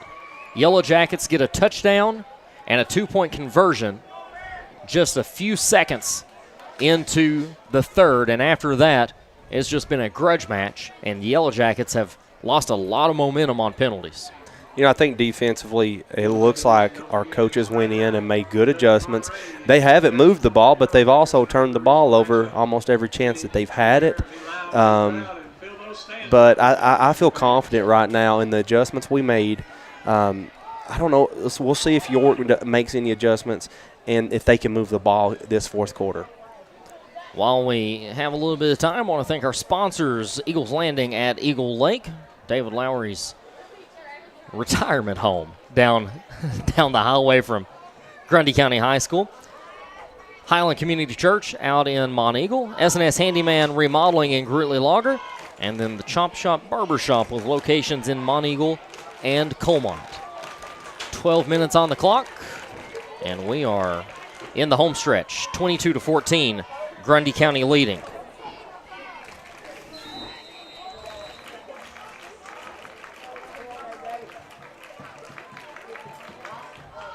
So Kyla Kilgore, our sideline reporter, up in the box with us. And Kyla has been down checking out what's been going on at field level. Kyla, you had an exciting 3rd quarter there. Starting off aggressive, number 4 for Eli Seagroves takes a tumble but is back up and playing. When asked about his fall, he states, "Nah, I'm all good. Just got knocked out." Right now, coach is saying to slow it down, probably wanting our Yellow Jackets to save some of our energy to get that record-breaking 6-0. Thank you, Kyla Kilgore, as we go right back to action, 22-14. 11:50 is on the clock, and the referees having a conversation on the near sideline. So not sure why we've had a 10-second runoff here. I've missed this one, the white hat talking to the referee on the near sideline. And the ball, or correction, we got the punt. I was looking down. You had the punt away from H.A. Frisbee, and so it's going to be York's ball. I was confused on the side change. I was as well. So it's going to be 1st and 10 York from the 32 with 11:50 to go in the contest. And so it's what we get for being at school all day and doing a professional development and then having to come here and do a football game. All right, once again, it's 12th man time. Let's go. We hosted what I thought was a great pregame show today up in the that was a lot of fun. Front parking lot. As the handoff goes to the receiver in motion, number 48. Helmet off for the Jackets. That's Joseph Linder.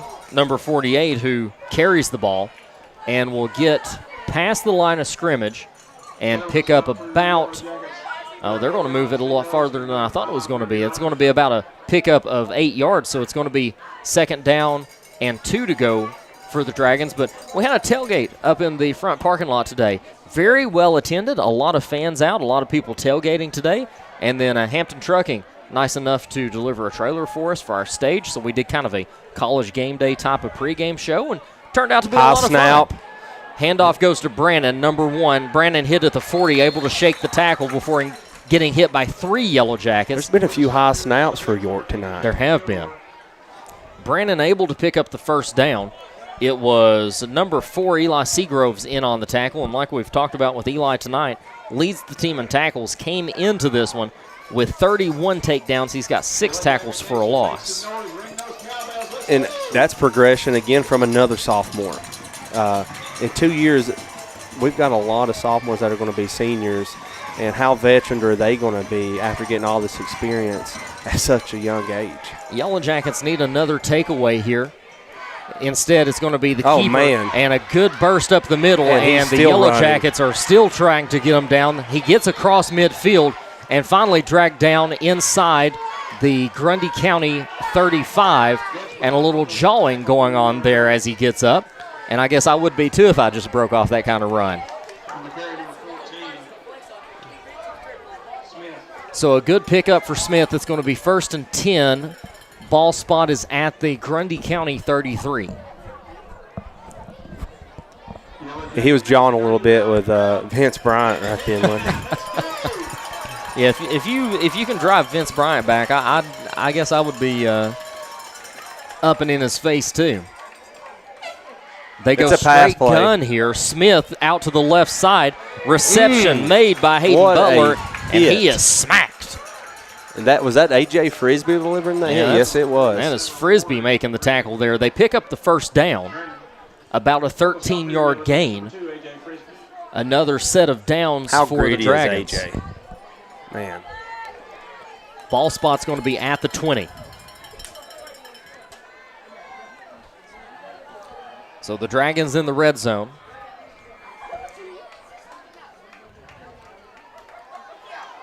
Handoff. And he's stuffed in the backfield. Manny Sidhu on the big stop. Yeah, Sidhu in there.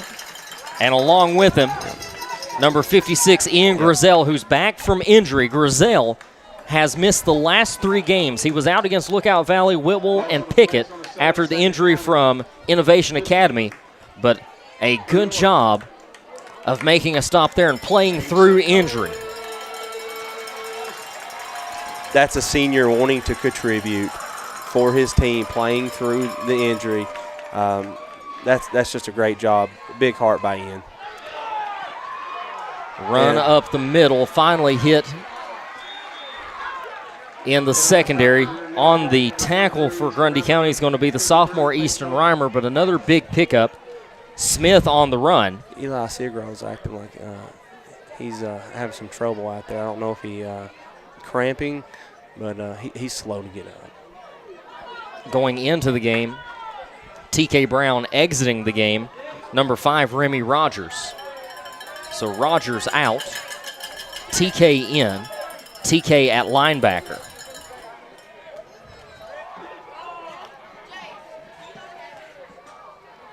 Handoff, hit in the backfield, TK. Oh, wow, he spins out of it. He's going. And he's still going to pick up about 5 yards on that. It looked like TK. It looks like there's a late hit possibly over there on the sideline. A fellow wearing yellow on the York Institute sideline throwing his hand up as if he wanted a flag. And now the referees do have a flag on the ground. It looked like a late hit. Yeah. Flag is on the ground. And we'll see if they give us a number here. Doubtful that they'll give us a number, though. But, yeah, late hit there for Grundy, and they're still discussing it. So we were talking about the region. So Marion County is taking care of Monterey very easily, right? Last week, York plays Bledsoe. Bledsoe wins by, 2 or 3? Yeah, Bledsoe, that final against York. Final score of that one was 15-12, and they came back in the waning seconds and won that one. So it's going to be second down and goal from about the 4-yard line. They'll try to run it up the middle. He gets nowhere, hit at the line, and we'll see if they move that down marker. We're to that point to where it's hard to tell where they're going to pick up a yard or not. And it looks like they will give him a yard, so it's going to be third down and about 2 to go before the goal line. So Smith, the quarterback, number 14. And this might be the best angle we have to be able to see who's in the backfield with him. Ian Grizel coming out of the game. So Smith, along with number 34, his running back, Landon Robbins. Robbins takes the direct snap, gets it around left end, and scores. Yeah. That's a big gap there. We bunched it up in the middle. He took it around to the outside. This is going to be, I think, one of the main plays right here, right, is the 2-point conversion. Can they score this 2-point conversion? If they do, tied game. If they don't, we're going to be up 2 points. So Grundy County 22, York Institute 20. 7:26. Big play right here. Big play. 7:26 to play. And the way these teams have been going, 7 minutes, not a lot of time. That'll go by very quickly. We'll see what happens following the 2-point conversion.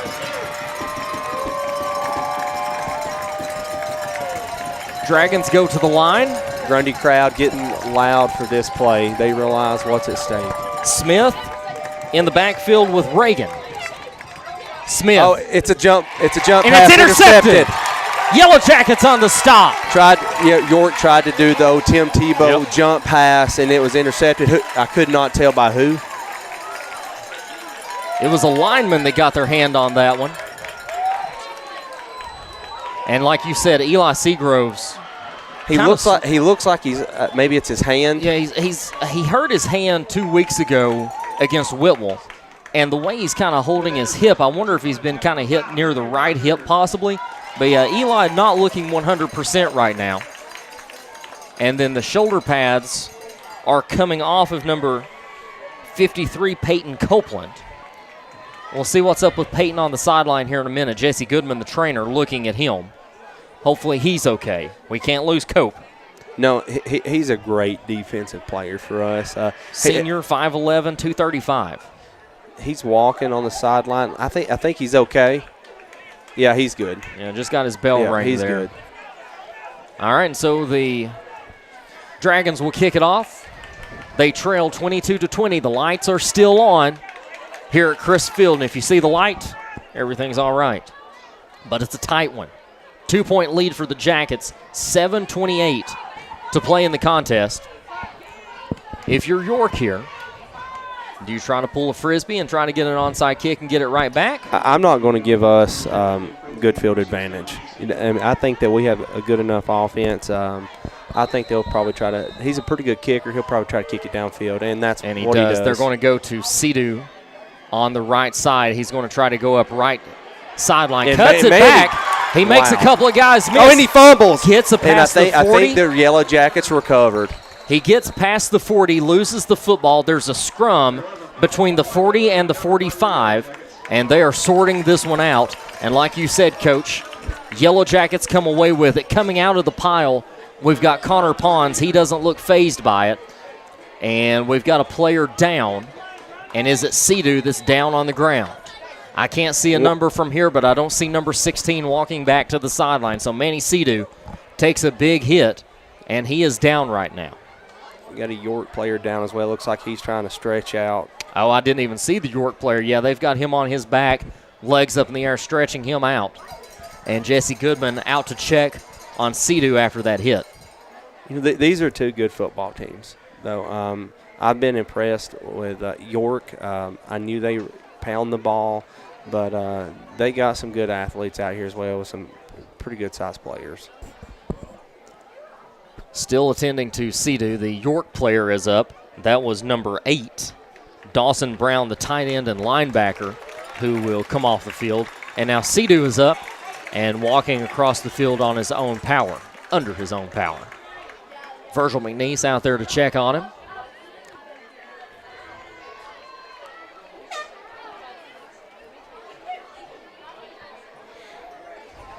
And so it'll be Yellow Jacket football, 1st and 10 with 7:20 to play in the contest on their own 43. And Cedu will come to the sideline. Looks to be okay. Hope to see him back in this offensive series soon. He gets a congratulations from the senior Connor Pons. Grundy has A.J. Frisbee and Easton Reimer in at receiver. Looks like York might have jumped.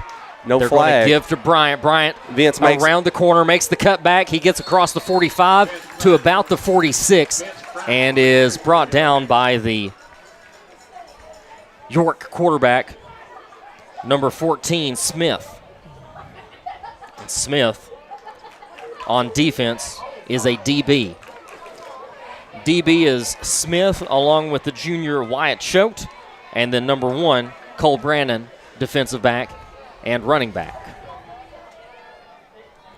Peyton Yates in for Grundy County. And they're going to do similar to what they did with Bledsoe County here. You got 3 down linemen. They used 4 against Bledsoe, and they bring in those outside linebackers to be ends. TK Brown up the middle. He's got room. He spins.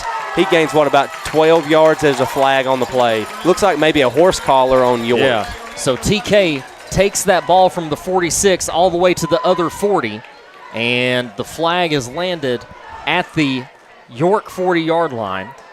The white hat turned around looking toward Grundy County. Looked like a horse collar, right? It did. On TK.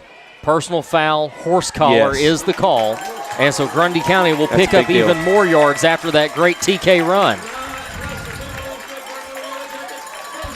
So 1st and 10 as they move the ball downfield toward the end zone nearest Pelham. Yellow Jackets moving right to left. Ball will be spotted at the 25. Back into the game for Grundy County, number 12, Peyton Yates.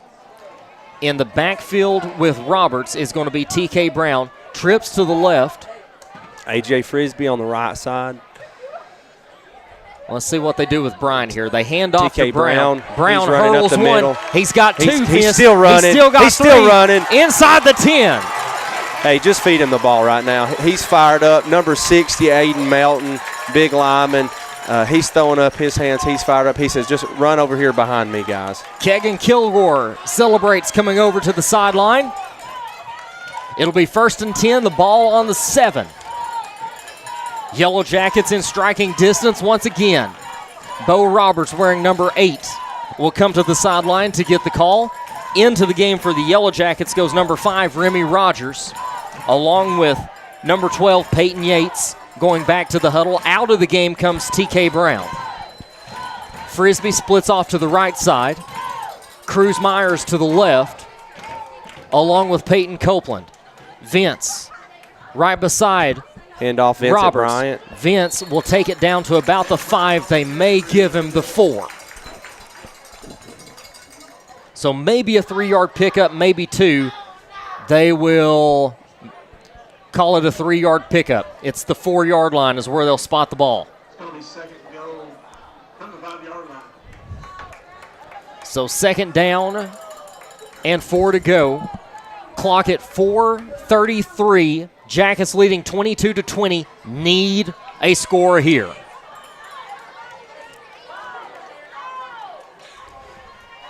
You got Vince Bryant on the left hip of Roberts. Give to Vince. He's hit at the line. He's going to fall forward. No gain, no loss. Ball stays between the 4 and 5. So 3rd down and goal to go. Ball at about the 4-yard line. 3:55 to play. Jackets by 2, 22-20. Out of the game comes Easton Reimer. Left side, Copeland and Myers. Right side, Frisbee. Vince Bryan in the backfield again.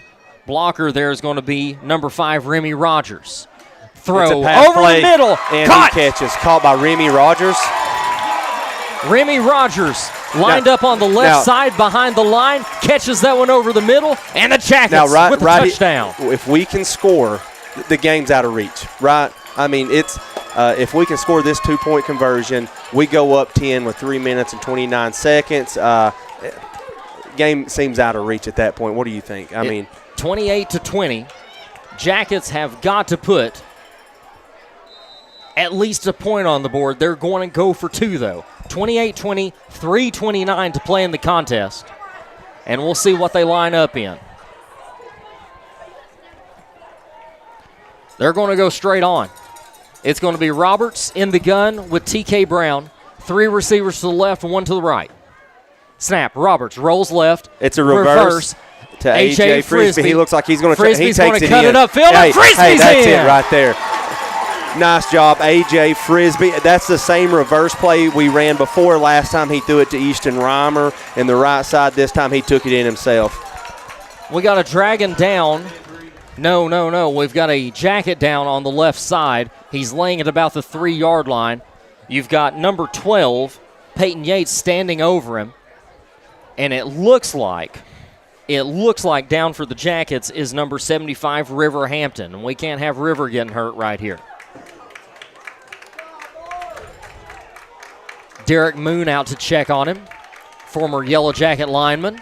And River's going to jump up and walk off under his own power. Yeah, I think River had some cramps right then. They stretched him out. He seems good.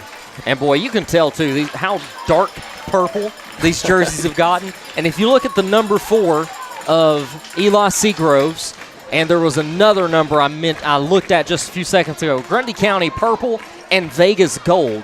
But, boy, that number 4 of Eli's jersey, way darker than what Vegas gold is. Probably more so close to what the Vegas gold color should be.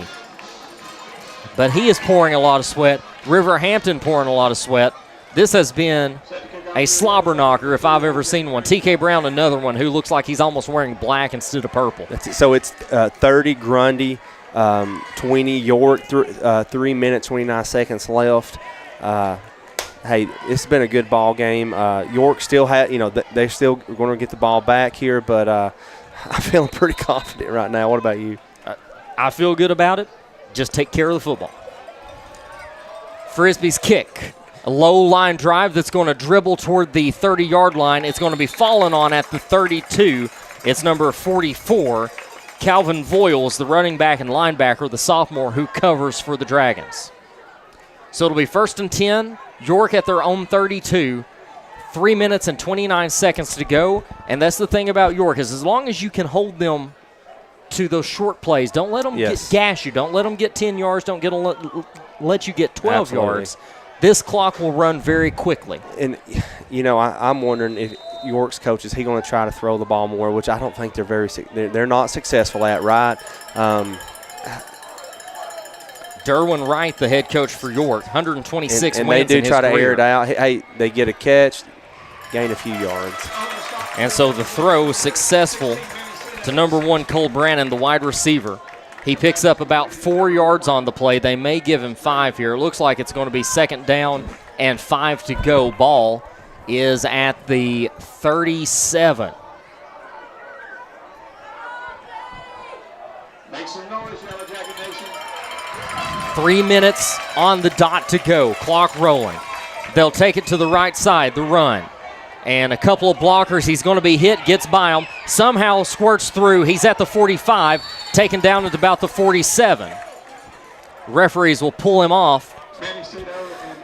Joseph Sedu. Linder with the carry. He's a strong runner. Sedu hits him from the back as Seagroves from the front. And so Seagroves pulls him down, and Sedu rides him down from the back. So 1st and 10, ball at the 47. Hurry up here. 2:27 to play in the contest. 1st and 10. And now they're going to switch up the line. Owen Kilgore, the head coach at Will warned us about this one. Heavy to the right side now. Lineman gets through. A flag. It's going to be a hold against York. Interception. Intercepted. Easton Reimer. Easton Reimer with his second interception of the season. Runs it back 15 yards. Finally taken down. And a late hit. They come in late hit on Easton Reimer.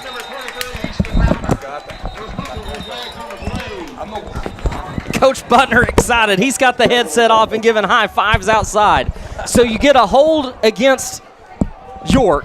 Grundy has to deny that one. You have to turn down the holding. You get Easton Reimer with the pick. He runs it back.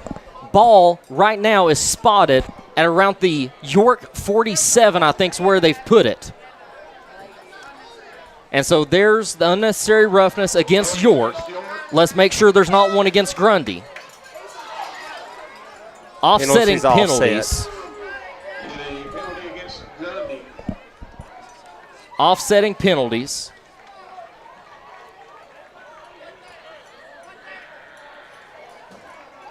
And they're still discussing this one. And I think I heard replay first down. Yes. What was the penalty on Grundy? They gave a push sign. Okay. And I'm not very familiar with that call there, but I don't know how. Or you get the pass interference is what it is. And so that's what offsets the interception is you get the hold back here. You get the pass interference on Grundy. And then what I thought was going to be unnecessary roughness, but I never saw the hold called. So I guess Grundy already declined it. And then you get the offsetting penalties of the interception, the pass interference, and then the unnecessary roughness. We have 3 penalties on the play. You had So 3 penalties on the play. Yep. And defensive pass interference against Grundy that was offset, and then a late hit. Okay, so yeah, they offset, but then the late hit come in. And backs them up. And it backs York up. So it's still York's ball. Instead, it's going to be 1st and 25, and the ball's going to be at about the 32, York football. Pass over to the left side, caught in the flat. First hit misses, the second one doesn't. Manny Sidhu 1 with the minute, tackle. 55 seconds left in the game. York doesn't get back to the original line of scrimmage on the play. And so it's going to be 2nd down and about 14 to go. And I think it should be 3rd. I think it should be 3rd and 15. He's going to drop back. He's got a man chasing him. That's Kilgore. He hits the deck and misses. Throw to the near side, caught. He's got some room in front of him. Jackets, there's a block. And Vince Bryant was wanting a flag. He doesn't get it as he got hit by number 48, It Linder. looked like Vince got hit in the back on that play. Yeah, I thought Bryant was hit in the back. No flag, though. And just like that, York has flipped the field. Trailing by 10, 1:18 to go. Dragons are going to call a timeout. So it's going to be 1st and 10, Dragons. Ball is at the Yellow Jackets. Looks like 32 is where they're going to spot it. Yes, 32. Yellow Jacket 32. 1:18 to play. Jackets lead by 10, 30-20. And so now you've got your clock management coming in. Yeah, but not looking ahead here, but the Yellow Jackets have Monterey next week, correct? That's on the road October 3rd. Okay, and then Marion County at Marion County. So, Marion County took care of business versus Monterey. York has who next week? York next week is going to they're going to host DeKalb County, so a non-region game next Friday at York Institute. And so our next broadcast will be on BLTV Channel 6. That's October 17th against Bledsoe County, the number 9 team in the state, at 7 o'clock that Friday, kickoff. 7 o'clock on BLTV. October 17th, it's senior night against Bledsoe. So here come the Dragons under center. He's going to drop back, looking for a pass. Kilgore gets through and misses. Throw across field. Interception! Easton That's Reimer. Easton Reimer with daylight in front of him. Come on, The Easton. 45 to the 40. Go ahead and go down, Easton. And they drag him Hey, down. that's game. Good job, Easton Reimer. Hey, what a play. That's an athlete. Man, great play by Easton Reimer. This game's out of reach. Number 34, Landon Robbins, is who saves the touchdown. Robbins wasn't going to bring him down himself, but he held him long enough till reinforcements arrived. Yellow Jackets will have the ball with 1:02 to play, 30-20. They lead by 10. Jackets with the ball on the York 39, and now timeout is called by the Jackets. And we've felt it twice tonight. These bleachers are rocking, and I don't know how much I trust this press box. Yeah, it's been a packed stands tonight. A great turnout. Great ball game. You have to give York a lot of credit, though. I mean, York's a good ball team, a tough ball team. Grundy, I thought we looked well tonight. The penalties a lot in the third quarter. But overall, I mean, we can score the ball, right? Oh, yeah. So it's been a great ball game. Yeah, we've seen that tonight. This is a team that held Bledsoe, the number 9 team in the state, to just 15 points. The Yellow Jackets have doubled that with 30 tonight. 30-20, 62 seconds is what the Yellow Jackets have to survive.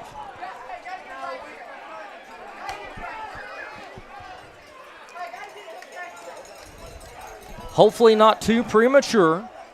Eli Seagroves getting some congratulations over on the sideline. He's looking up in the bleachers. I think he's going to be tired for fishing in the morning. He's not going to sleep tonight. I had a text from David, and he said there's no injured reserve in fishing. And so Eli might be a tad banged up in the morning, Coach, but I think he'll be ready to rip some jaws.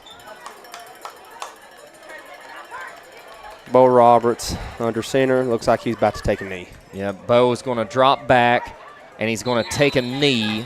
Oh, and Connor Pons takes a strange hit there. Pons trying to defend his quarterback as crashing in was number 48, the linebacker, Joseph Linder, who was coming after Bo.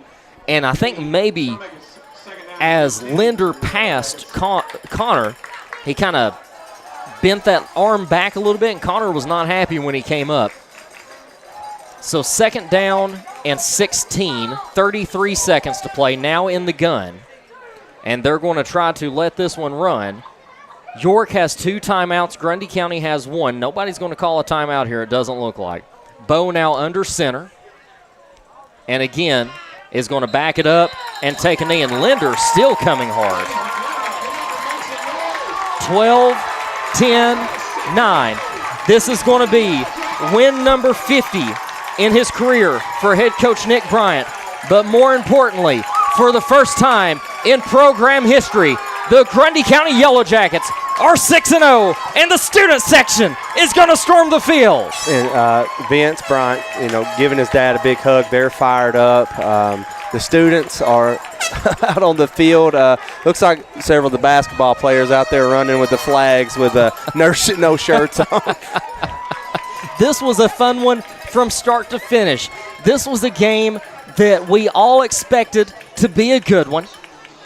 We had the tailgate pregame, a lot of buzz around this one. Like we said, more excitement around this game than I think we had at homecoming, and it pays off in the end. Grundy County wins 30-20 over York Institute, a region win in the region opener, and they improve to 6-0 for the first time in school history.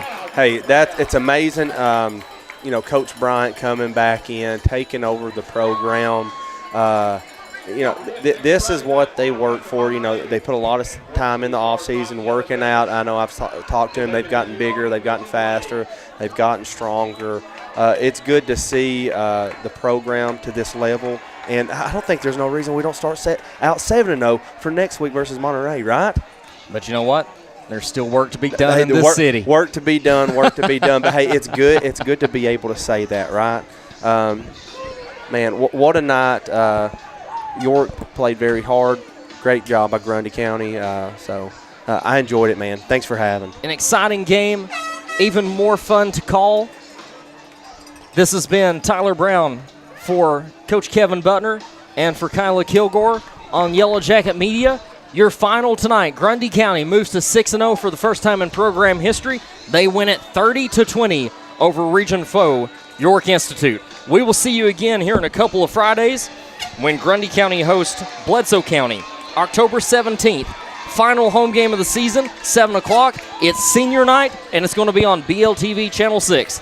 Good night, and thanks for listening to Yellow Jacket Media.